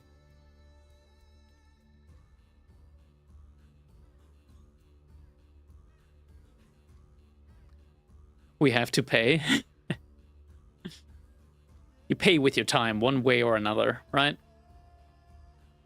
Aw, I don't have my cat cam set up right now, but my cat is being giga cute right now. Too bad, too bad. He shit outside the cat toilet today, so he's gonna sleep outside of my room. As punishment. We pay twice.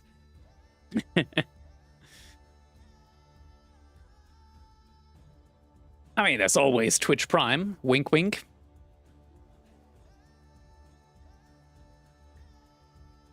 Alright, I still don't see Lash drafting. I see Mahodo drafting up against Raresh, but I'm still waiting for Eliona to start drafting against Lash. That should be another set that should be coming up soon. I just heard the unplug sound from Windows. I'm not sure where that came from. I didn't plug anything out. I didn't unplug anything. So we're just kind of waiting at the moment. In the meantime, how are you guys doing? How's your day been so far? How has your day been treating you? I hope you all had a good day. I don't just say that. I mean that. I hope work wasn't too tiring. I hope that, you know, something nice happened to you today. Actually, is Lash versus Eliona happening today? Because we do still have matches scheduled for tomorrow, so that might be happening tomorrow, actually. Because I only see Mahodo and Raresh drafting at the moment, so I guess we'll just be jumping into that one. It could be that we are seeing Lash versus Eliona tomorrow. Could be, could be. So we are just gonna be taking a look at those games. It's a holiday in the US, best way to open with chill with my favorite caster. Aw, Tim, much appreciated. Yeah, I did see that it's a holiday in the US because the stock market was closed. So, like, there was barely any stock trades going on. I was like, huh. I guess the US market must be closed, and indeed, it's closed. So there's not a lot of movement going on. Okay, let me quickly adapt the draft then, the current draft that we got going on, into our overlay. Wait, is that the... No, that's the previous draft. That's slash reservoir. Where did I put the draft? There it is, Mahodo. There we go. That is going to be the set that we're going to be looking at. There we go. As for maps, we gotta reset that series. We got 3 games coming up. We got Boldland, Logger. Wait, that's not the map that I meant. Wait, does Kurlager... Wait, it's written differently here. Okay, that's interesting. And last but not least, I believe the starting map is Himeyama. Alright, is Mahodo already in game again? He is indeed in game, so we're jumping right in after them. Actually, we're starting on Boldland. Okay, Boldland is gonna be our first game, and we are gonna be seeing Chinese up against Malians. Okay, interesting matchup. And we still have almost 5 minutes left on the countdown till our game begins. I'm gonna use that time, just a second. Get this cable. Unplug this thing. Ah, I dropped the cable. I'm gonna pick the cable up again. Gonna plug it in. I'm gonna look and see if my CAD cam's working. Deactivate, activate. There we go. CAD cam is confirmed working.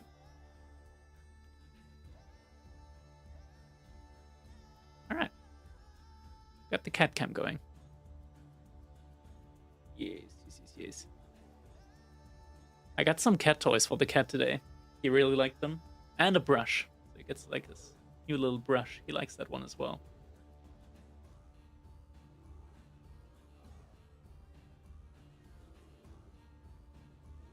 And so we pet the cat.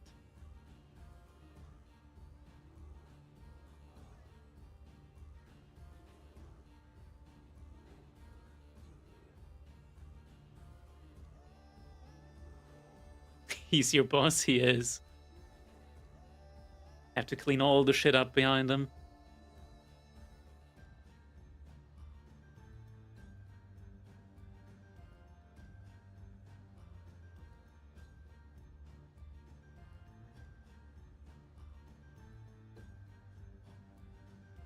Now he's looking at me like, why the fuck do you stop?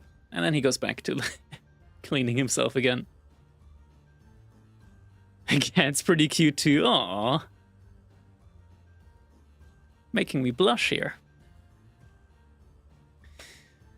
By the way, lots of things to look forward, guys.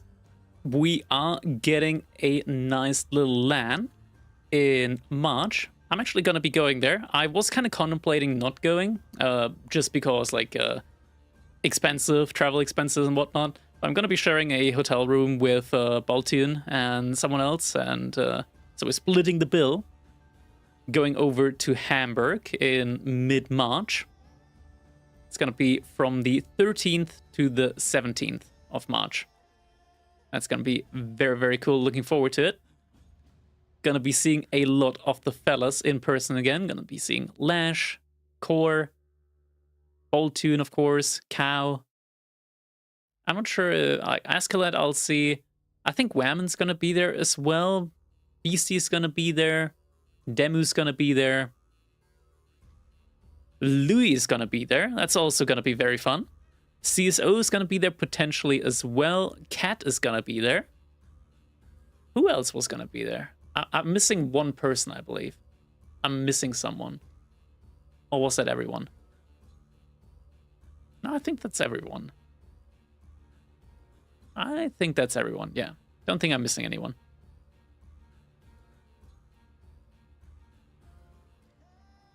Definitely looking forward to it.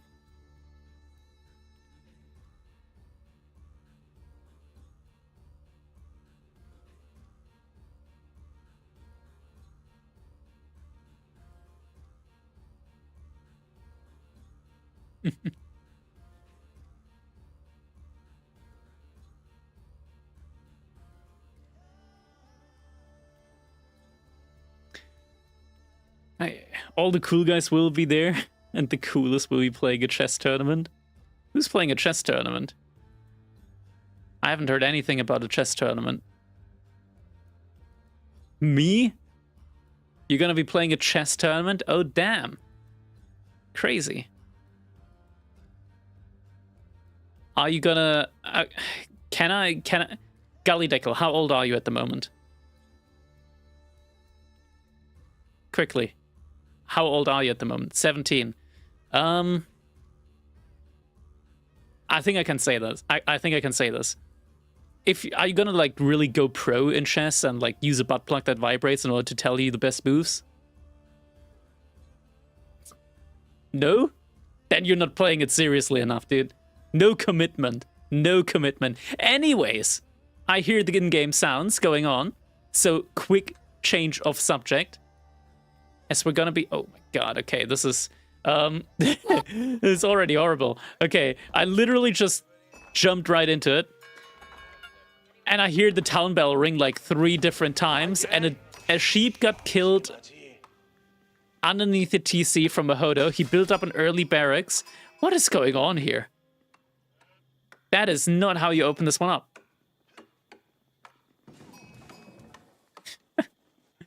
Oh, this is a disaster. This is a disaster. I think Mahodo, I don't see him play Chinese a lot. I think I know why. I don't think he really has like a build order prep for this game plan, like a Dark Age Spearman Rush. Because right now we don't have a mill. We're getting housed now. We're getting 1 Spearman out. Yeah, this is kind of disastrous. He's not gathering up tax at the moment. This is an MSN build. I mean, I'd believe it. And Rara, she's just gonna be able to get that pit mine up. There's not that many spearmen coming in. And is he actually, like, he's going for an additional straggler tree here with the villagers. Is it just gonna be in order to fully kit out the pit mine? He's just gonna fully kit out the pit mine. So Mahodo, he's actually gonna get a lot of value out of this potentially. But yeah, the timing on the spears actually isn't that much quicker.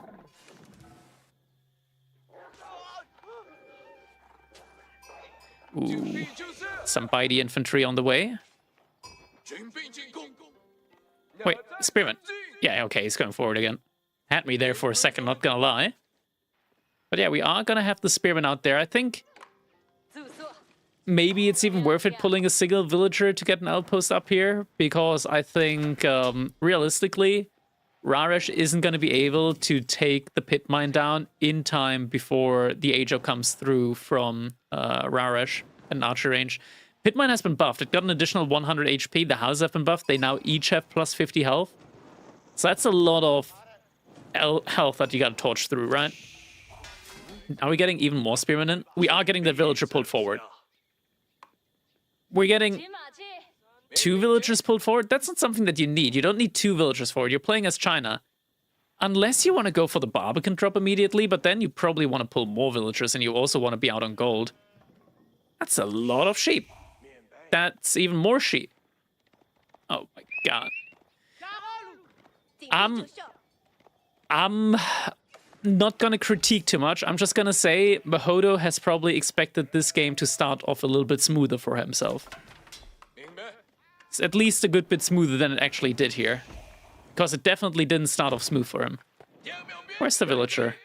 There was a villager. Did he send the villager back? He sent like 2 villagers out, but I only see 1 here. So it looks like he did send the villager back again. Alright, what's Mahodo's game plan now? He needs gold. So I think he should send like 3 villagers out to gold. Maybe even 4. He's gonna send 5. Okay. 5 is also kind of a statement, considering that you kind of don't have the food income. Maybe it's gonna be working out. I mean, he still has a lot. Oh my god, this hurts. The pathing. Why are the villagers so stupid, dude? Man, Mahodo, he's just ignoring taxes completely. This is tax evasion right now that he's committing. All right, looks like the pit mine is actually gonna go down. But Raresh behind this, he's almost at enough gold to just go pro scouts still. Like, it takes so long for this to go down. And this opening definitely wasn't ideal for him. Outpost could have been a little bit closer here as well. And we're getting a stable, and yeah, like, Raresh, he's just gonna completely ignore this. All of this that's going on here, he doesn't care about it. He's gonna ignore it, he's gonna get a mill in a little bit, and then he's just gonna go pro scout.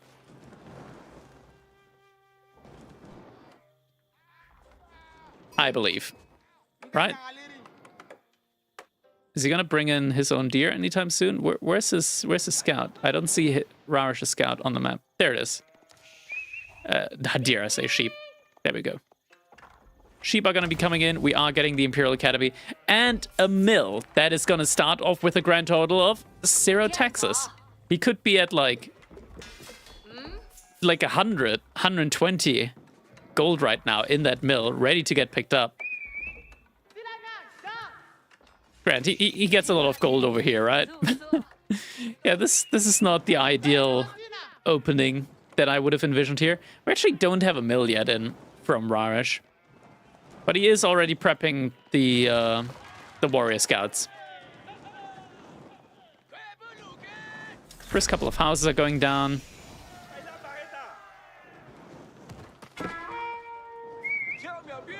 Spearman is gonna start getting sniped out. Just gonna jump inside the outpost there. But yeah, this is gonna be really annoying now, I feel like, for Mahodo. He is in a bad position. And he doesn't have an Imperial official out yet. He needs Imperial officials. Archer is gonna be hitting those spearmen. House is gonna go down. That's another house down now. Actually, that's gonna house Raresh. He's gonna need to make some additional houses somewhere. Ah, yeah, I mean, gold in the back, right? Warrior Scouts also just gonna be annoying here. We see Hardened Spearman upgrade coming in now as well. Archers doing their job. Getting kited into the range of the outpost. Ooh, that's gonna be one archer down. Villager is gonna live. And Spearman gonna go for the torch through again. One weak Spearman is gonna have to fall back. Will do so in time. And Archer, he gets kited into the outpost range again. Oh no. That's a lot of damage. That is a lot of damage. Warrior Scouts, but there is a Spearman here. First Warrior Scouts is gonna go down. And we only just now have Pro Scouts in queue. That's kind of crazy. Like, Mahodo is actually gonna finish Pro Scouts way ahead in time of Raresh. I'm not sure what Raresh was going for here. This is such a weird opening on both sides. Like, incredibly inefficient for Mahodo. And then incredibly confusing from Raresh as a follow-up. Like, I know that I shouldn't, like, criticize players too much as a caster, because I'm just sitting here. I'm in the caster booth, like, I'm chilling. But I play at a similar level, and when these things happen, I know that these things tend to happen, especially when you're, like, playing a civilization that you might not be too familiar with. But I'm just used to a lot cleaner gameplay from Mahodo, so I'm not sure what exactly is going on there. Maybe he doesn't quite feel informed, maybe he got caught off guard a little bit, maybe there's a map that he hasn't really played on before, or a matchup that he hasn't really played before. Just the reactions are a little bit confusing. Spearman trading off against the Warrior Scouts, but the Warrior Scouts, they're just going to regenerate again. They're looking good, they can regenerate, and ooh. Scout will go down over here. We do have the archers following up now as well. And the archer is going to start taking down some of the spearmen here that are trying to torch. That's not something that you want to happen. Like, you need the spearmen inside the outpost, or at least you need them placement on the outpost. The second that's not the case, the Warrior Scouts just burn it down.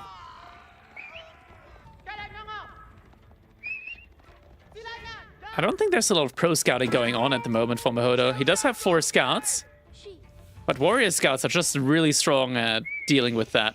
Okay, again, the scout is going to go down. Spear moving out over here. We're getting some horsemen in now as well. Horsemen really are going to do a great job here. Mainly as well because the warrior scouts do so little damage, only 7 damage. You can just ignore the warrior scouts and go solely for the archers with the horsemen. So suddenly, there's no more archers remaining. And now you can just kill the warrior scouts with the spearmen again. Now you're free. So we should get in more spearmen again. Outpost comes up on the gold mine. Raresh did rebuild that pit mine in the back. Could also go for the pit mine in the front if he just gets rid of this outpost. He has a lot of warrior scouts. If he just pulls them. There's also like barely any pro scouting going on. We're now seeing Sofas coming in as well. Sofa and archers is actually pretty good. They've been buffed recently. They now do a little bit more damage. A lot more comparable to damage to knights.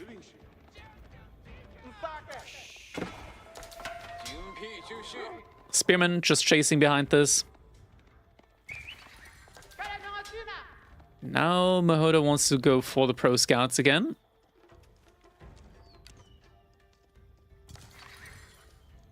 Raresh actually moving out to the large pit mine here in the middle.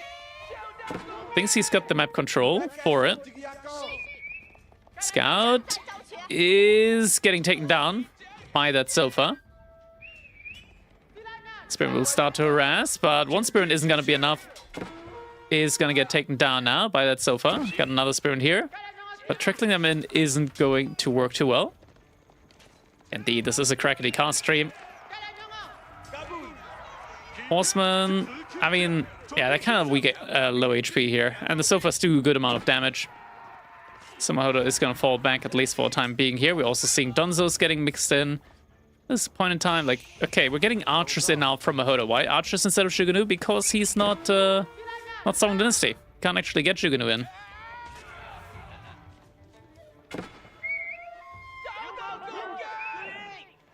Couple of Sofa over here still. I mean, Mahoda's still got good numbers. Just the issue that he doesn't have anything to directly counter out the Donzos now. But the archers are a little bit out of position. A good little bit out of position now.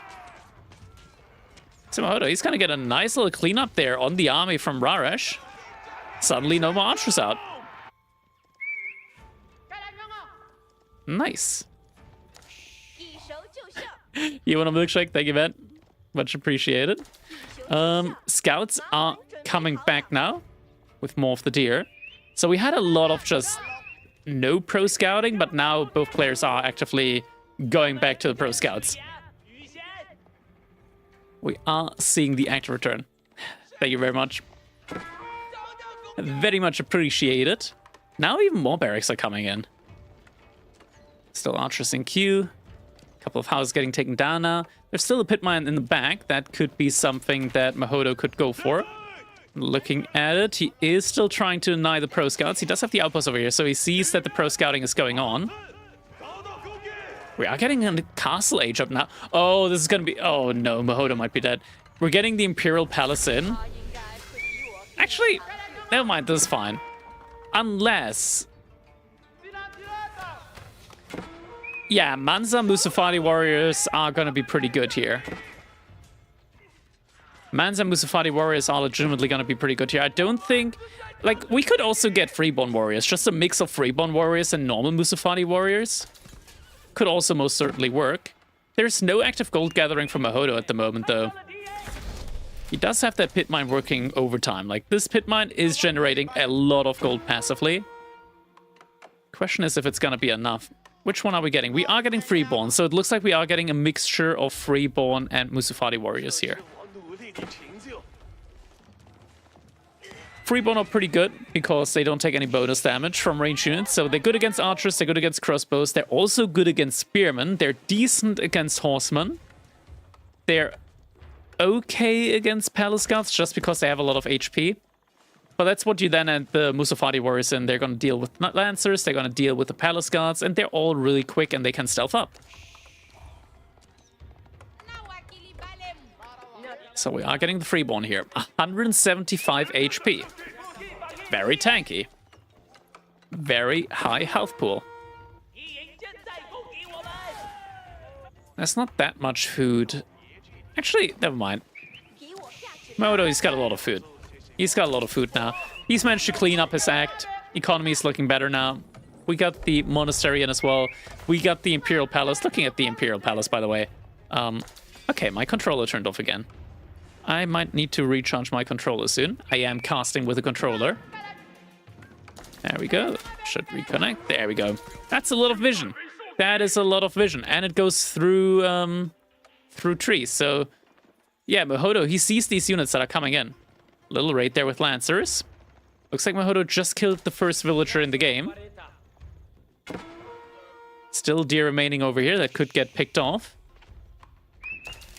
I mean, all of these units, like, Mahodo just... he just sees them, right? Like, they're just standing there. Mahodo's like, yeah, I see that. Monk is getting sniped out there. It's not getting found out over here. Just a couple of units are actually slowly but surely taking down that pit mine. That's a lot of passive gold income. Donzos. No pullback. Lancer is taking a lot of damage, and one Lancer did actually get taken down. Good trade-up for Mahodo there. For Arash, I mean. Losing Lancer. I mean, he still lost his military. It's okay on both sides. Outpost now gets taken down. Pit mine over here has been destroyed. And these guys just take no damage from ranged units whatsoever. And we're now getting crossbows and palace guards in. Ooh, this is good. This is good. We are getting Springles in as well. This is the one counter that you have now to a Musufadi warrior and Freeborn warrior army composition. That is a really good counter. You just need frontline with it now as well. Walalo is going to get the knight courtesy of that sofa. Is it veterancy sofa? It's still normal sofa. And now Rarash is going to have access to the gold over there. He can rebuild this pit mine there as well. It's going to give him a lot of resources.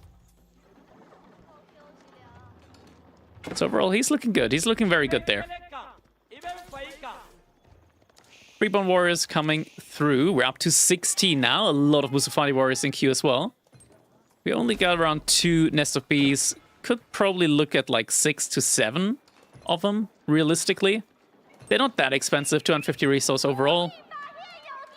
Definitely a unit that you want to have. We actually got a second TC in from Mahodo. He's still in Tang Dynasty, so no Song Dynasty at the moment.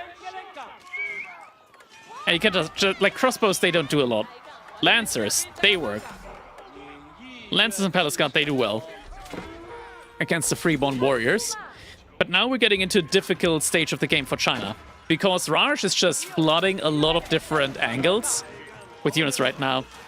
Springles, how well do? They do decent damage, even up against Freeborn warriors from range. Thing is, you don't want to just have them standing alone. They do have some armor, so they don't immediately just go down. But you still can't, like, leave them alone completely. Repairs coming through. 2 of them are going to get taken down, though.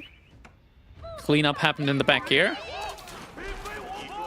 Hey, Springles are doing a very decent job here overall, I want to say.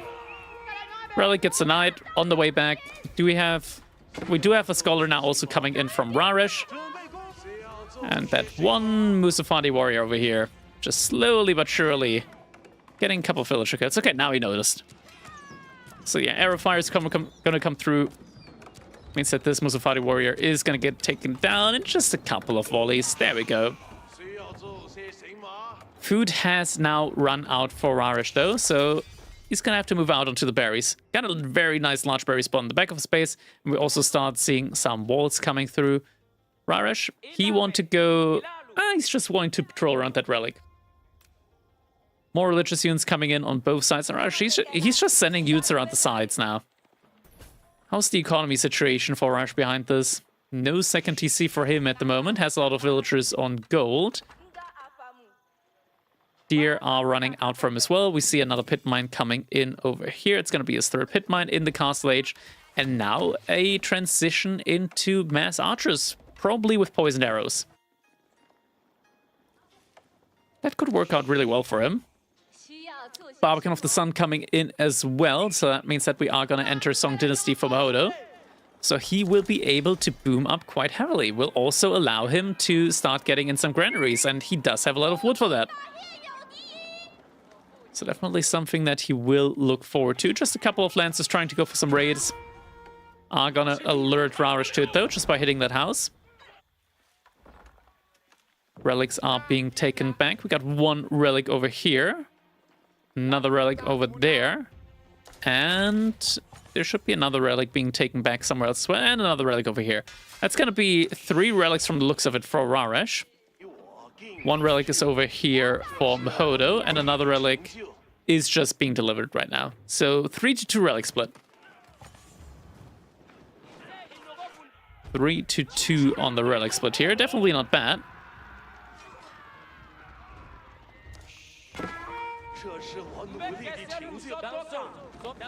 Couple of Freeborn Warriors just being annoying here. Wall can just be counter-repaired. Mahodo. There we go. Counter repairs coming in. This wall isn't going to get taken down anytime soon. We're seeing Springles moving up here now as well. Lancers getting a good raid in over here. Still no second TC behind this from Rarish. We don't have any cattle coming in as well. Lots of archery ranges, and we are now seeing a good amount of archers being massed with that as well. Knight's still finding a lot of value in there. Like a good amount of value. Really, really good amount of value. Sacred Site's being captured up now. Mahodo able to get like a 20 villager lead now at this point in time. Wall is getting torched through. Freeborn Warriors, same movement speed as the Palace Guards. And the rewall is just coming up behind us now. And Lancer is still able to find villager kills. Crazy. No, they're just making really great use of them.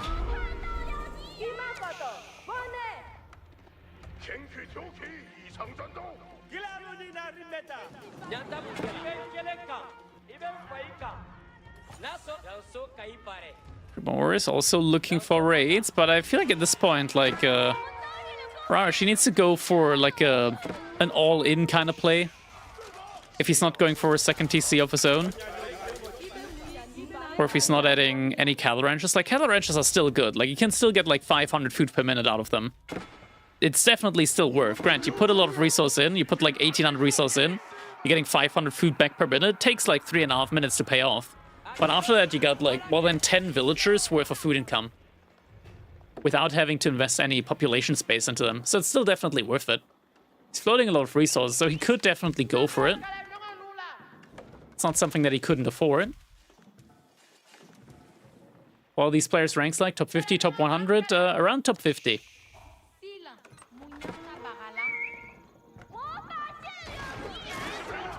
Oh. Do we have poison arrows in yet? We do have poison arrows.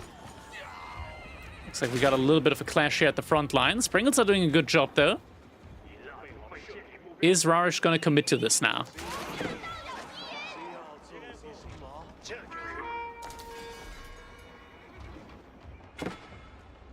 He's trying to look for different angles now to attack from. Odo is garrisoning his units. Archers at the same time, also attacking around the right side. So might need a split of the units. Villagers are getting evacuated. Cutoff comes through though.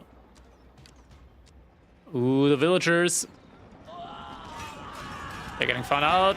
They're not moving. They can garrison inside the village. Could jump through the village actually. Instead they're getting kind of body blocked here. A lot of them are gonna go down. Looking back at the archers, what's going on over there? Archers are getting chased. They're getting looped around, but they are gonna find their way onto the economy over here. Couple of villagers going down over here, more troops going through. Units still giving them the runaround, killing more villagers all around. Looking back at it over here. That's a lot of archers going, villagers going down now to the archers. So a lot of damage being done here. And suddenly, so many villagers just went down. Mahodo, he's now even in the economy department. The villager count has been evened up. That's crazy. Couple of farms coming in behind us now. Just so much damage that's been dealt here to the economy of Mahodo. He's still on 2 TC Song. That's true. Mahodo did place 12 in the last EGC, the Masters Winter Series.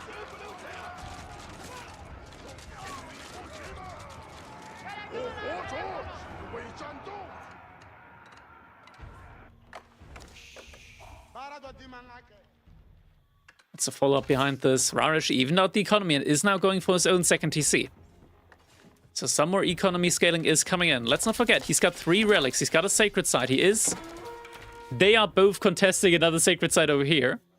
So neither player is getting the sacred site in there at the moment. We still don't have any cattle ranches. Like, 2,000 gold. Raresh could just pump out 20 cattle and immediately have way better food income. Mahodo's food income right now is abysmal. He needs wood, and it's very hard on this map to really get wood.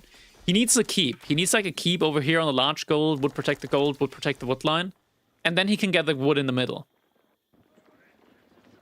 Very important against Malians is that you get boiling oil. Boiling oil is a super important upgrade to have.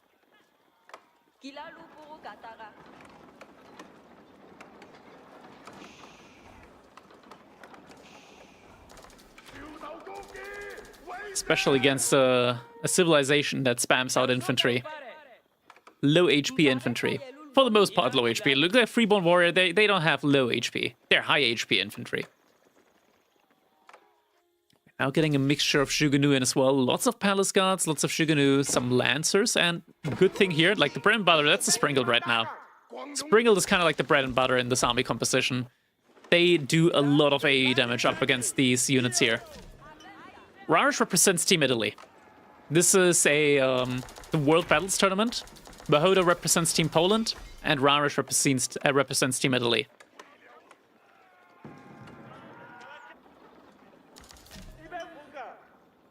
Monk finally gets found out over here.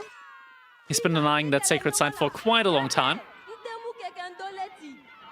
So that sacred site is now finally getting captured up. More walls are coming in for Mahodo. Wants to start segmenting the map a little bit more. But food is definitely a big issue. Like, the berries now expired over here. And he's still struggling for wood to get the next granary spot up. Just a couple of Palace Guards trying to go for some more raids. We got veteran Musafadi warriors finding raid potential here once again. So villagers will need to get pulled again.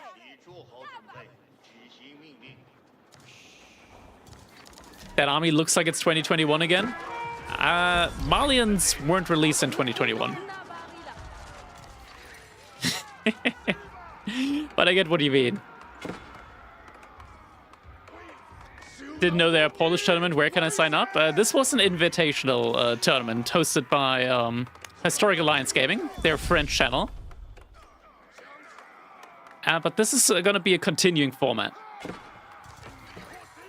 We're trying to get representatives of different countries facing off against each other.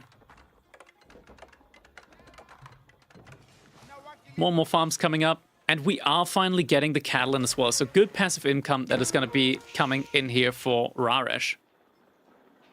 Making use of the gold that he has access to. Ooh, weak pit mine gets spotted out. Palace Guards are going to go for that. No mercy. No mercy at all. 2TC working behind this. Hey, this is just game number 1, the second best of 3 now. Wondering where they're gonna go from here now. Mahodo is like the farm transition. That was explosive. Suddenly we got a lot of granaries going. Now Mahodo finally has got a little bit more food income to play with. Could even use like 2 of the Imperial officials to like start supervising granaries. But the army count, it's looking kind of scary. We're getting mass sofas in now as well. Mahodo has some crossbowmen against them. But ideally, he's going to fight in a choke point here. Not all the military here. Some units are getting split off now to raid, or rather defend up against the Palace Guards out there. Can Raresh afford not fighting with all the military? Because we got a lot of Nest of Bees. A lot of Nest of Bees here. Raresh, what's his response going to be? Fight or flight? Fight or flight? It's going to be flight. Yeah, that is not a fight that you want to take. Archers are kiting back. Is he actually taking the fight? It looks like he is taking the fight. And Springles, they're taking the engagement. They're firing onto, well, not the most effective trades. You want to use them in a choke point, but he just went out of the choke point. SOP's getting some good shots out. Ooh, but the Freeborn Warriors, they don't take any range damage, or very little at the very least. Army, it looks like it's gonna get cleaned up. Another Nest of Beast volley takes down a good chunk of the archers here. Mahodo, he's gonna have to fall back now. Sofa's catching up to the Nest of Bees. One Nest of Bees goes down, second one did go down, third one very low health. Another volley comes through. Gets a good bunch of the archers yet again. We're getting another volley, finishing off the archer count. One archer remaining, and that one's just getting parked in the wood line now. Nest of Bees now getting taken down. But you can tell, like, these range units, they don't do enough up against the Freeborn Warriors. Villagers gonna have to evacuate. There's no gate here. Gate gets quickly added up there. Moto, he's gonna need more men-at-arms now as well. Maybe Mass Spearman. Mass Spearman is a frontline now that the archers have been cleaned up. I say the archers have been cleaned up. We're already up to 20 archers.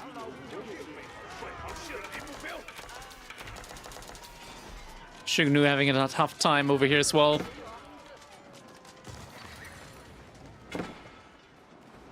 Oh man. Moto, he's in trouble. He is in trouble. He's just getting flooded right now. He's getting overrun. Bro, she's at 2,000 food per minute. That's more than Mahodo has, and he's on granaries. Just doesn't quite have enough. And now the Sofas, they're gonna be in. Yeah, Mahodo, he's gonna... He actually doesn't have a lot of production buildings. Like, he barely has any production buildings, actually.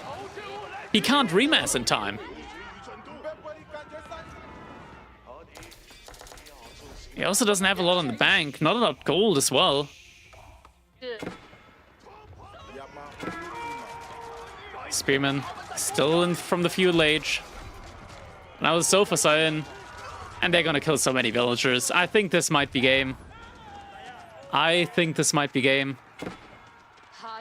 Villagers, they're being sent over to the wood line, but they're gonna find their fate. They're gonna meet their fate up against the archers time and time again. So new villagers, they're just gonna lose their lives here. Speaking of, how many villagers do we have in queue? 5 villagers in queue. And so far, it's just killing villagers as they run through.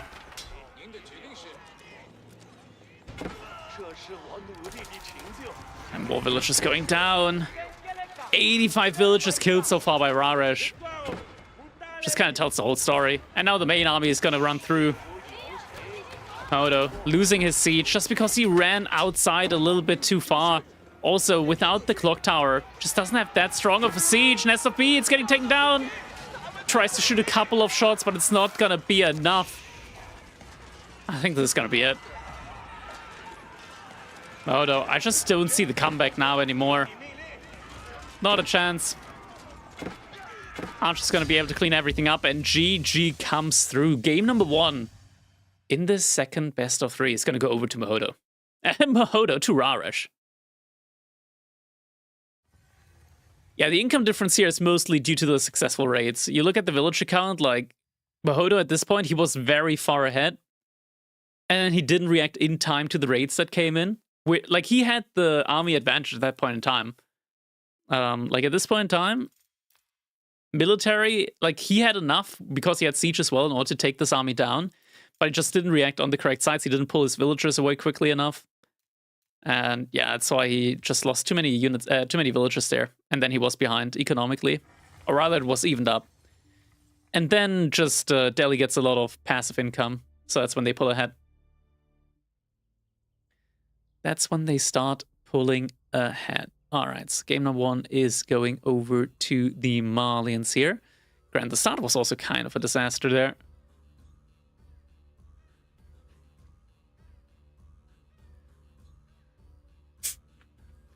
Next up is going to be Himeyama. Quick sippy cup.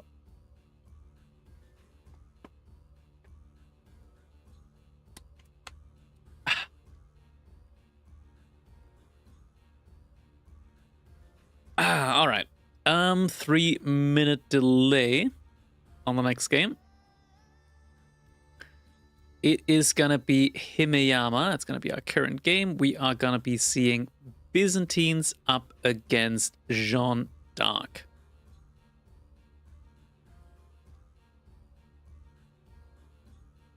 Alright, China have been played, Malians have been played.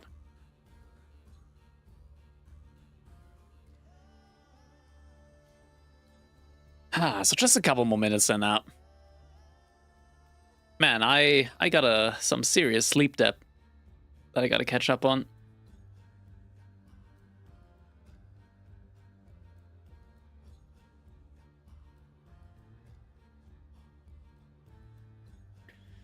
I've heard that no unit counters Freeborn except Siege. There isn't a direct counter to Freeborn.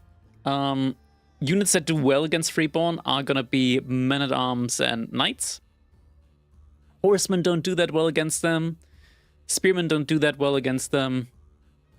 Unless you're maybe like Abbasid Spears or Japanese Spears. Chances are you're gonna have a rough time. Or maybe HRE Spears with Mine Work.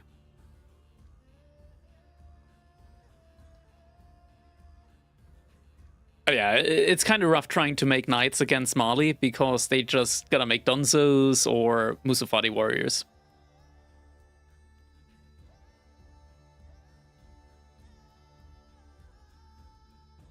But no extra damage counter. The only extra damage counter is going to be Sprinkles. Sprinkles do extra damage, but yeah, they're a siege unit.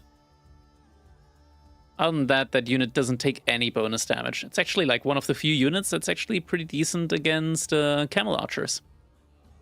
Because of that.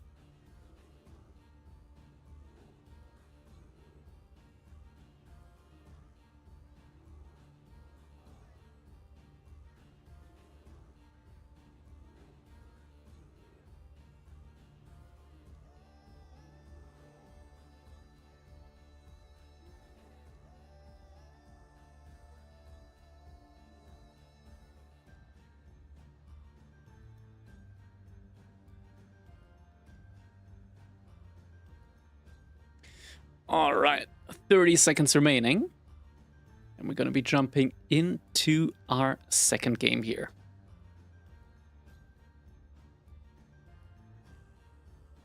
Who's Crackady's top 5 players right now in AU4?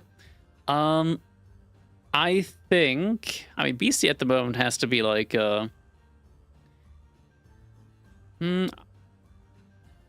he's number 1 at the moment. He's number 1. Alright, let's jump into the next game, though. First of all, just because it's starting now. Once again, spawning in...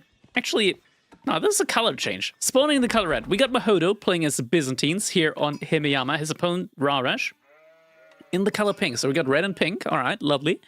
Playing as Jeanne d'Arc. My top 5 players at the moment in AU4. I find it difficult to rank them in a particular order, but I'm gonna say Beastie, Marine Lord, Vortex, Louis, Puppy Paw and Wham. They've kind of been absent in the, I want to say, like, practice-wise. I haven't seen them on ladder or anything like that. Not sure what they're doing at the moment, if they're just waiting. So Anaton should be in there as well. Yeah, I'd say Anaton at the moment. That's my top 5. If Wham and Puppy played actively right now, I would count them probably before Anaton, but at the moment I think Anaton's actually in better shape than them. What tournament is this? This is the World Battles Tournament hosted by Hack TV. It consists of just a couple of best of 3s for today. So we got Mahodo representing Team Poland and Rarash representing Team Italy. Earlier, we had Eliona representing Team France, and Lash was up as well, representing Team Germany. Eliona and Lash won their respective sets up against Rarash and Mahodo, so now we got Mahodo playing up against Rarash, so losers battling each other. I believe tomorrow we're going to be having Lash up against Eliona. All the 2 winners that are going to face off against each other. Alright. Here in Himeyama, looks like none of the players went out for the water. This is EGC Himeyama, so a lot more open than the normal ladder version that you would say. Also feels a good bit bigger than the normal ladder version. Good sheep count here for Mahodo. Still could find a couple more. Only 7 following him right now. There's 2 sheep remaining over there. Looks like Rarash is going to get to them first, though. So it's going to be almost even sheep count. 10 over here and going to be 9 over here. Not seeing any more at the moment. School of Cavalry, of course, is going to be coming in for Jean. Not a surprise. And Grand Winery coming in for Raresh. Raresh, Mahodo. It's getting late. It's getting late. I can feel it in my eyes. Like when it starts getting late, like my eyes, they kind of start drooping a little bit. It's hard to keep your eyelids open. Your eyes become watery and you're just like, oh, bad. Sleepy time. But not yet. Not yet. 11 sheep. This is dangerous. Whenever you do something like this, like make sure you know that your opponent's scout isn't anywhere nearby. Because up until this point, until they don't start sprinting, these sheep can be converted if an enemy scout is nearby.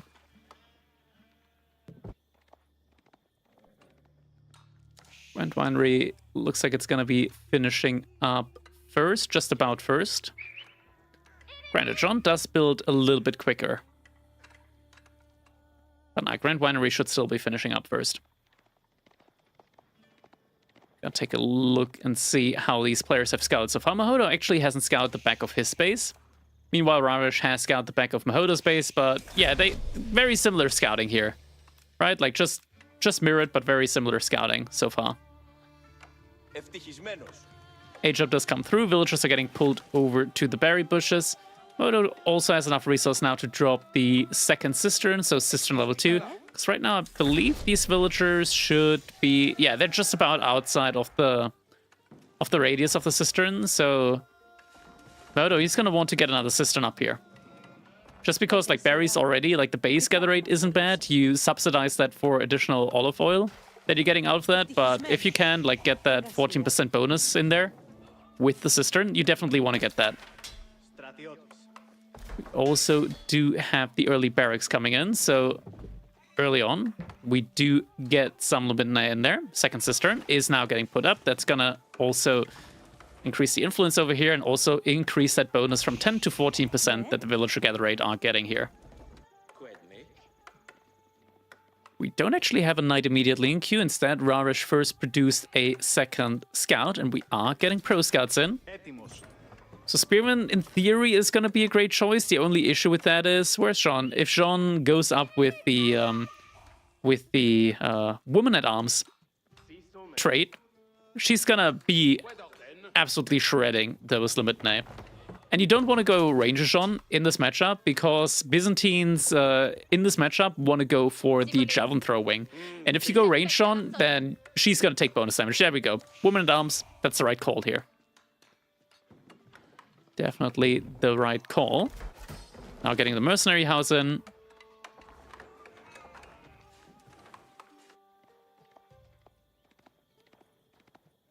And Jean, definitely a good civilization now when it comes to just securing those deer out on the map. We're getting Wheelbarrow behind this. Where'd the villagers go? They were walking for a little bit there. Not sure what they were doing. But Wheelbarrow coming in, that's going to be very good. Villagers are naturally walking a good bit when they're working on the olive groves. Ooh, Warrior Jean is coming in. Yeah, that's not a fight that the Libidinae can take, and you don't want to like needlessly donate experience over the Jean. We are getting the Javelin Throwers in now. Javelin Throwers are going to be able to do a good amount of damage to Jean from ranged.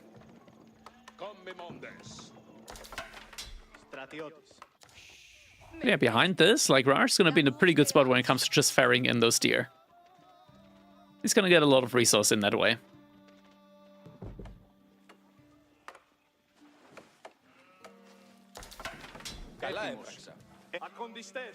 Spearman coming in, second barracks now as well. You're already able to boost up the barracks with Conscriptio. The second barracks tells me that Mahodo wants to go really, really aggressive in Feudal Age here. That's interesting.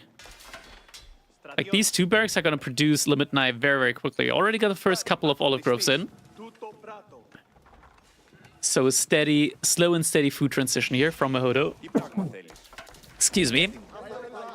First couple of Javelin Throwers in now, and now Mahodo is going to be able to once again push out onto that gold vein. Now has a ranged unit that is going to be able to do a good amount of damage up against the Woman-at-Arms. So Jean is going to have to fall back. If she doesn't, then she is going to get taken down by this many units. We're getting archers in now as well, but archers don't really do too well against the javelin thrower. Second archer range coming in as well to top all of that off. Let's look at Jean. We do have Consecrate, so 1 stack of Consecrate will probably want to get used on that School of Cavalry soon. Nice little AoE twirl there. Does some good damage to those Limitanei. Amato, yeah, he's just pumping out units right now. Lots of Limitanei coming in. Second batch of Javelin Throwers should be coming in soon as well. Berries are about to be finished off after that. He's going to have to go out to berries that are in the center. Yeah, like one of the deer camp, the closed deer camp for Mahodo has been completely stolen by Raresh behind this. Raresh, he's looking very good when it comes to the food that he has underneath his TC. Blacksmith now coming in as well. Consecration has been used on the TC actually. So villagers are now going to be a good little bit cheaper. Scout is going to see the pro scouts coming in from Raresh. And once again, just a very, very good amount of scouts here. So he's able to just be at a lot of different spots at the same time. We do have 2 Limitanei in over here, but 3 knights are going to be able to deal with just 2 Limitanei. Charge. No brace coming through. So these Royal Knights are going to make short short work from them. They're going to kill him quickly.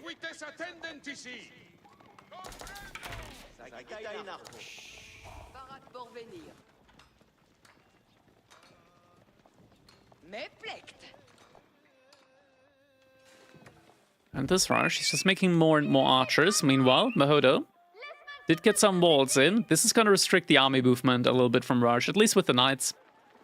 Looks like there was some idle time, Raresh. He's only at 31 villagers compared to 33. You should be 1 villager behind with Jean, mainly because you convert Jean as a villager into a military unit. But he's behind a couple more villagers, so maybe some idle time there on the TC. We'll now pay a little bit less food for the units. We still don't have consecration on any of the production buildings. That's a little bit concerning. Looks like we just got consecration on the School of Cavalry, so now gonna be paying 35 less food for a night. Behind this, looks like Mahodo actually wants to go for an A-job. I expected like the double barracks play to be a very aggressive play from him now. And he is still moving forward, but are doing the same, and I'm not sure who would win in a straight-up fight right now.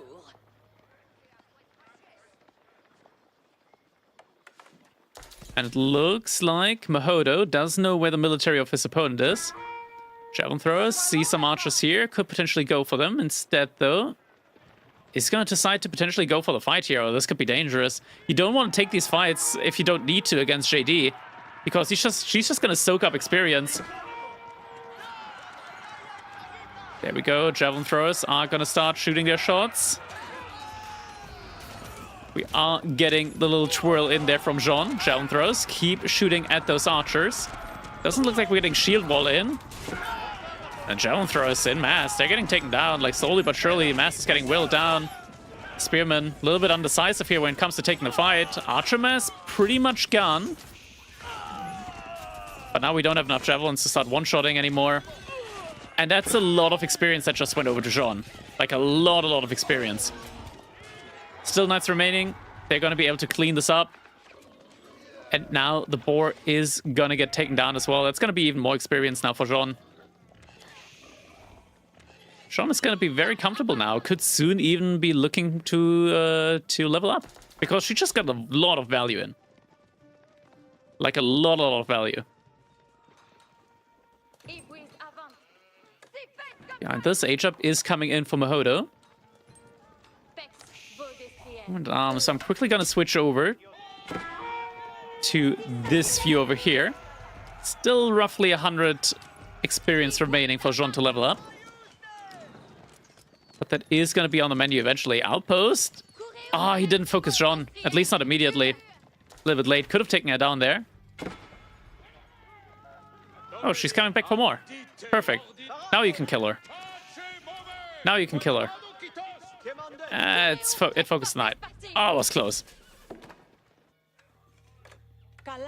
Couple villagers out here on the berry, still getting more olive oil in. But the age up is coming through. Raresh could soon go for his own age up as well, though. Still has a good amount of resource on the TC.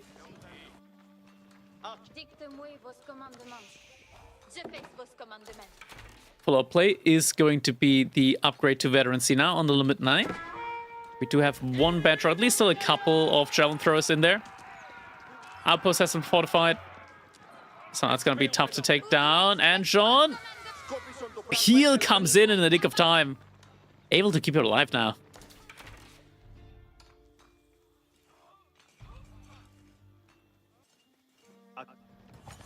Alright, Raresh now looking for his own age up behind this.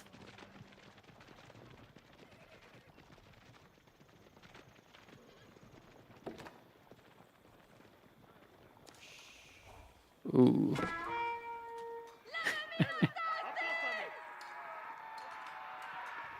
Sean looking for a raid around, but there is an outpost up by Mohodo, so he is going to see this up in time. Javelin throwers haven't been upgraded yet. The upgrade is coming through soon. Knight on the gold mine.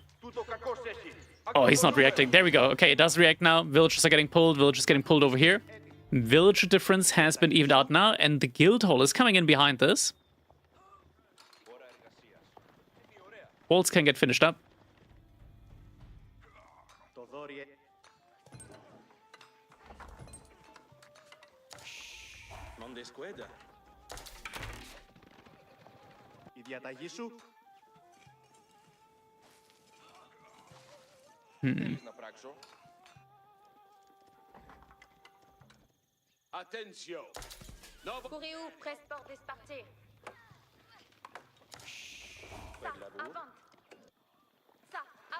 Where is this gonna go from here now? Where is this gonna go from here? I mean, Guildhall, it's been kind of slow, right? I'm wondering, like, where's Jean? Where's Jean? Jean has an aura around her. Oh, she was over here. Jean has an aura around her that increases the building speed from nearby villagers by 33%. So if Jean was over here, that Guildhall would have been up a lot quicker. Now the age up is through.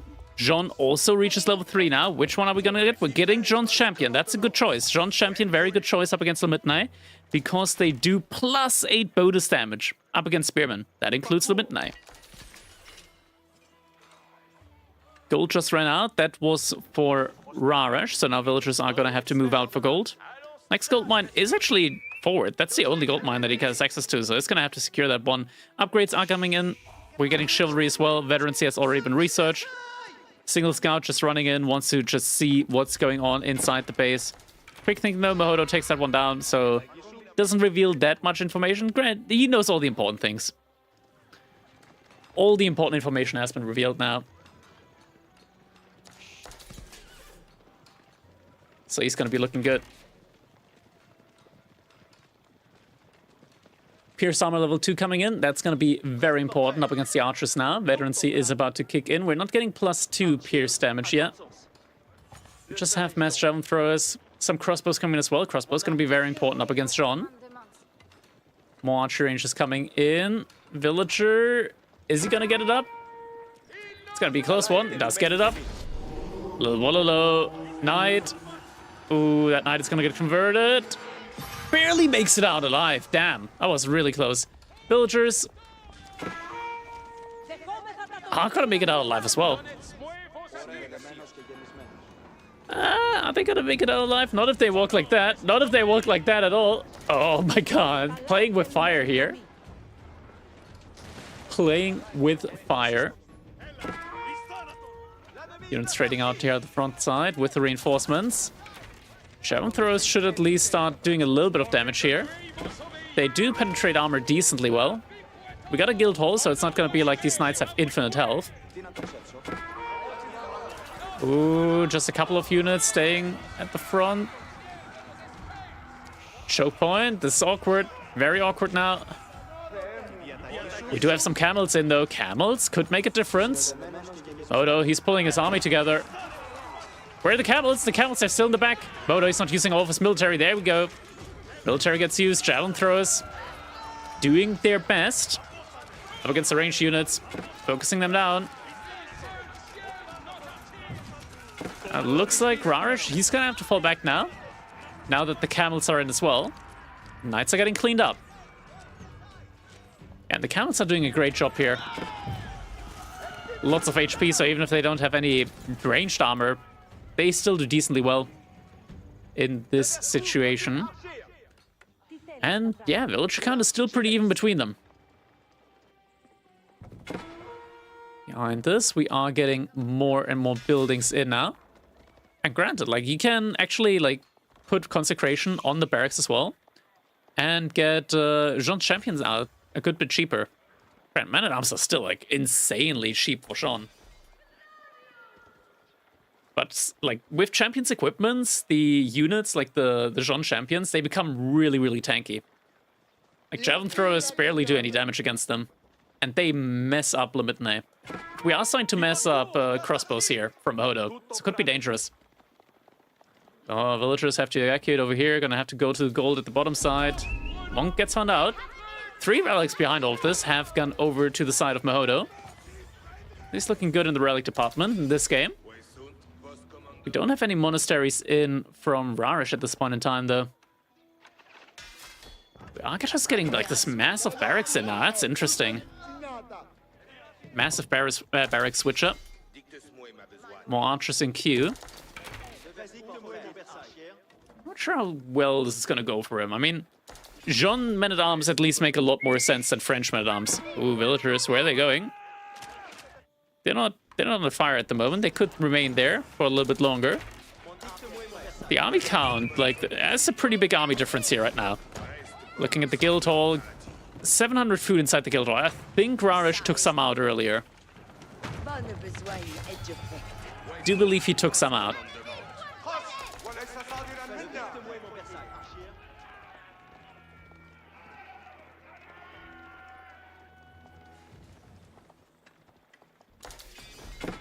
More upgrades coming in.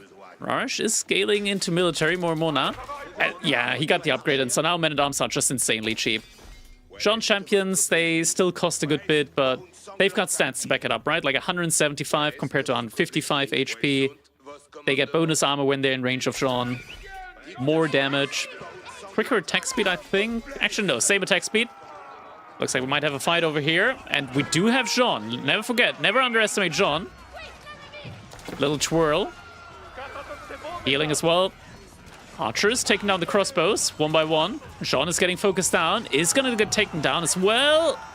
Is going to stay alive. I think maybe it would have actually been worth it for her to get killed and just reanimated again. She's baiting out the range units when she's just stepping close for a second there. Still, there's a good amount of crossbows alive, but the men-at-arms are doing great work here right now. They're doing a great job. And they push past the front line. Now able to go onto the back line there as well. Still fighting, Jean. She regenerated a little bit of HP. Not enough, though, but looks like it's enough. At least Rarish thinks so. Gonna get another twirl in. Yeah, military. Now in favor of Rarish. The men-at-arm play, the Jean men-at-arm play, coming in clutch here. Very interesting. Getting more and more range units in.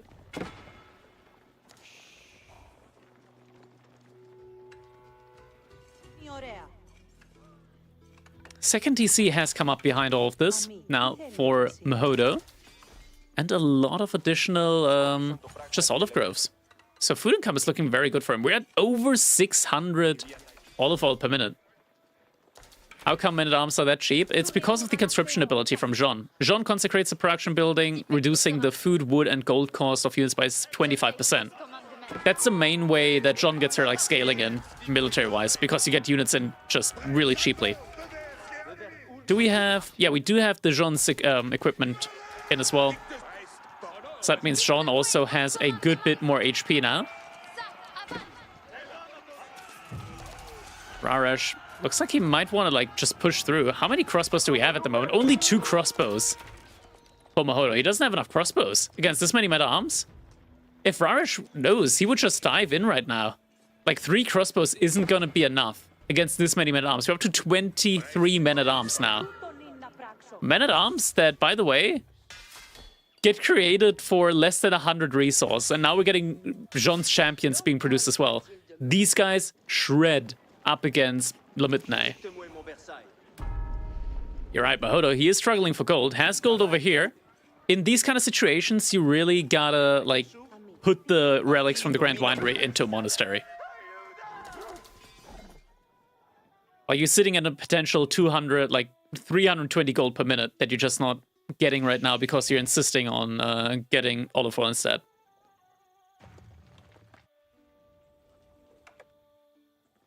Yeah, we're actually just getting a lot of these Jean's champions out now. And while they're close to Jean, they get... oh my god. Red Palace just came in.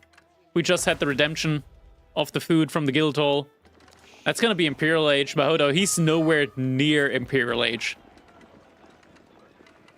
And Raresh, he's leading right now in the set. This could be it. This is match point for him. We're getting a forward Siege Workshop as well. Jean can also use Consecration on Siege Workshop. We can get very cheap siege out of that one. Very cheap bombards, or rather cannons, as it is for Jean. Jean can also capture up Sacred Sites. That gives her a lot of experience as well. There we go. Couple of camels going for raids. Mahodo did pull ahead when it comes into the economy count. Like, his income is a lot better in the food department, or just overall is a lot better. But now against the Red Palace, that's not going to be something that he can push. And he did mess up a lot of crossbows again. But I'm not sure if it's going to be enough. And he decides that he doesn't want to take this fight now. Or maybe he does. That's a lot of camels coming in now. We do have the Red Palace that, in theory, he could always fall back to. Battle is coming in. Healing comes through. Frontline takes a long time to go down here. Crossbows doing their best, focusing down Jean, but the archers, they're focusing the crossbows down as well. And Jean just doesn't go down. So many volleys wasted, and means the crossbows, they weren't targeting the men-at-arms. Mahodo, he's losing everything. Jean level 4 has been unlocked. She's falling back to the Red Palace. All the camels just getting one-shot by the Red Palace now. There's no way. All the military gun. Mahodo, without an army, up against Imperial Age Jean. And by the way, Jean's elite champions auto-upgrade. They're now elite champions immediately. A lot of damage. They do 24 plus 9 versus Spearmen. Lots of armor on them as well.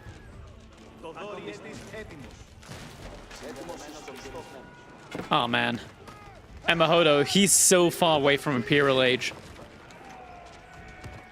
Can coming through as well now. Getting produced cheaply for measly 675 resources. We're getting cannons in. Mahodo camping underneath his TC. For how much longer? A lot of camel batches are in. I just don't think it's gonna be enough. Oh, he's aiming for the cistern. He's gonna just take down the cistern connection here. Ooh, there's actually... wait, it took down all of the cisterns here? All of the aqueduct?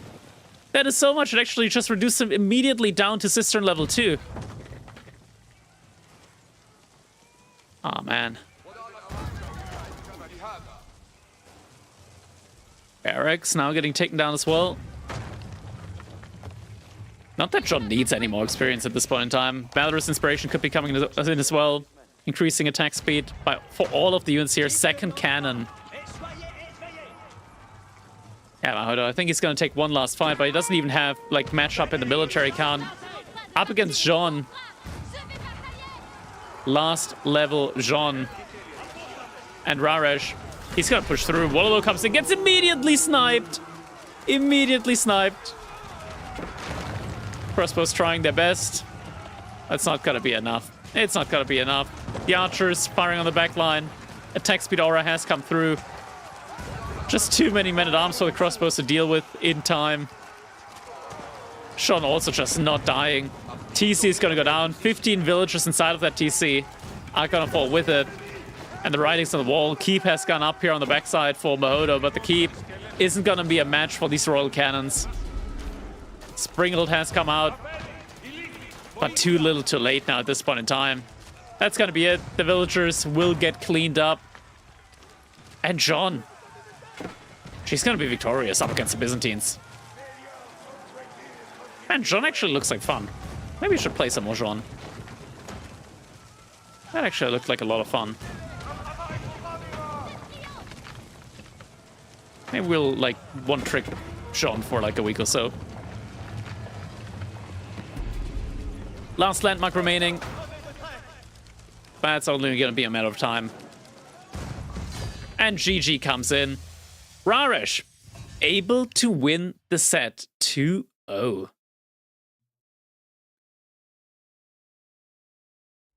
Damn. God damn. Nice one, nice one, nice one. That is gonna be it.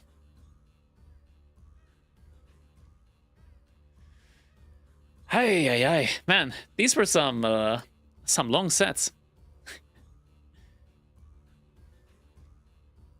Alright, I don't think the final is today. I'm not sure. Do we have any more sets going on today?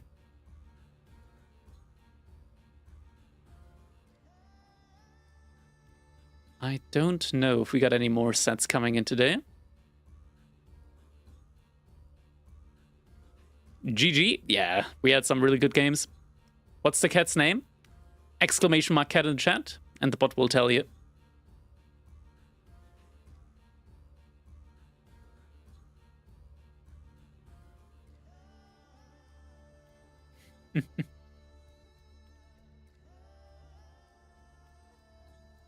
No, that's the wrong cat.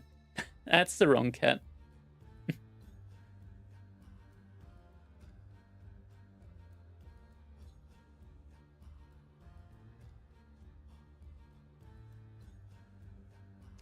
All right.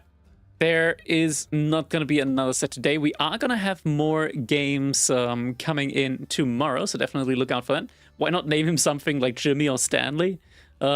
He's from a shelter. He actually got that name from the shelter, and I actually don't call him Mockridge. I just call him Cat. I just call him Cat.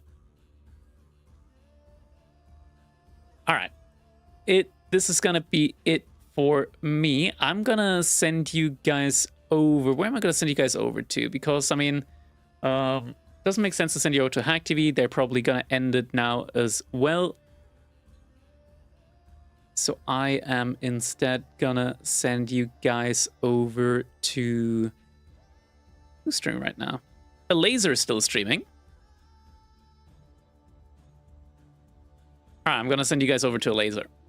He's just recently started playing Age of Empires 4. He's from StarCraft.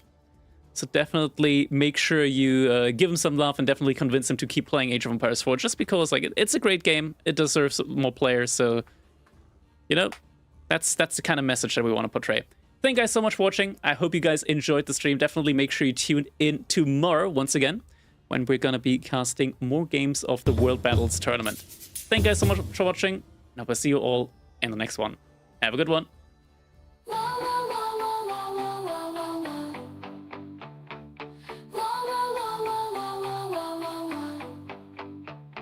I walk in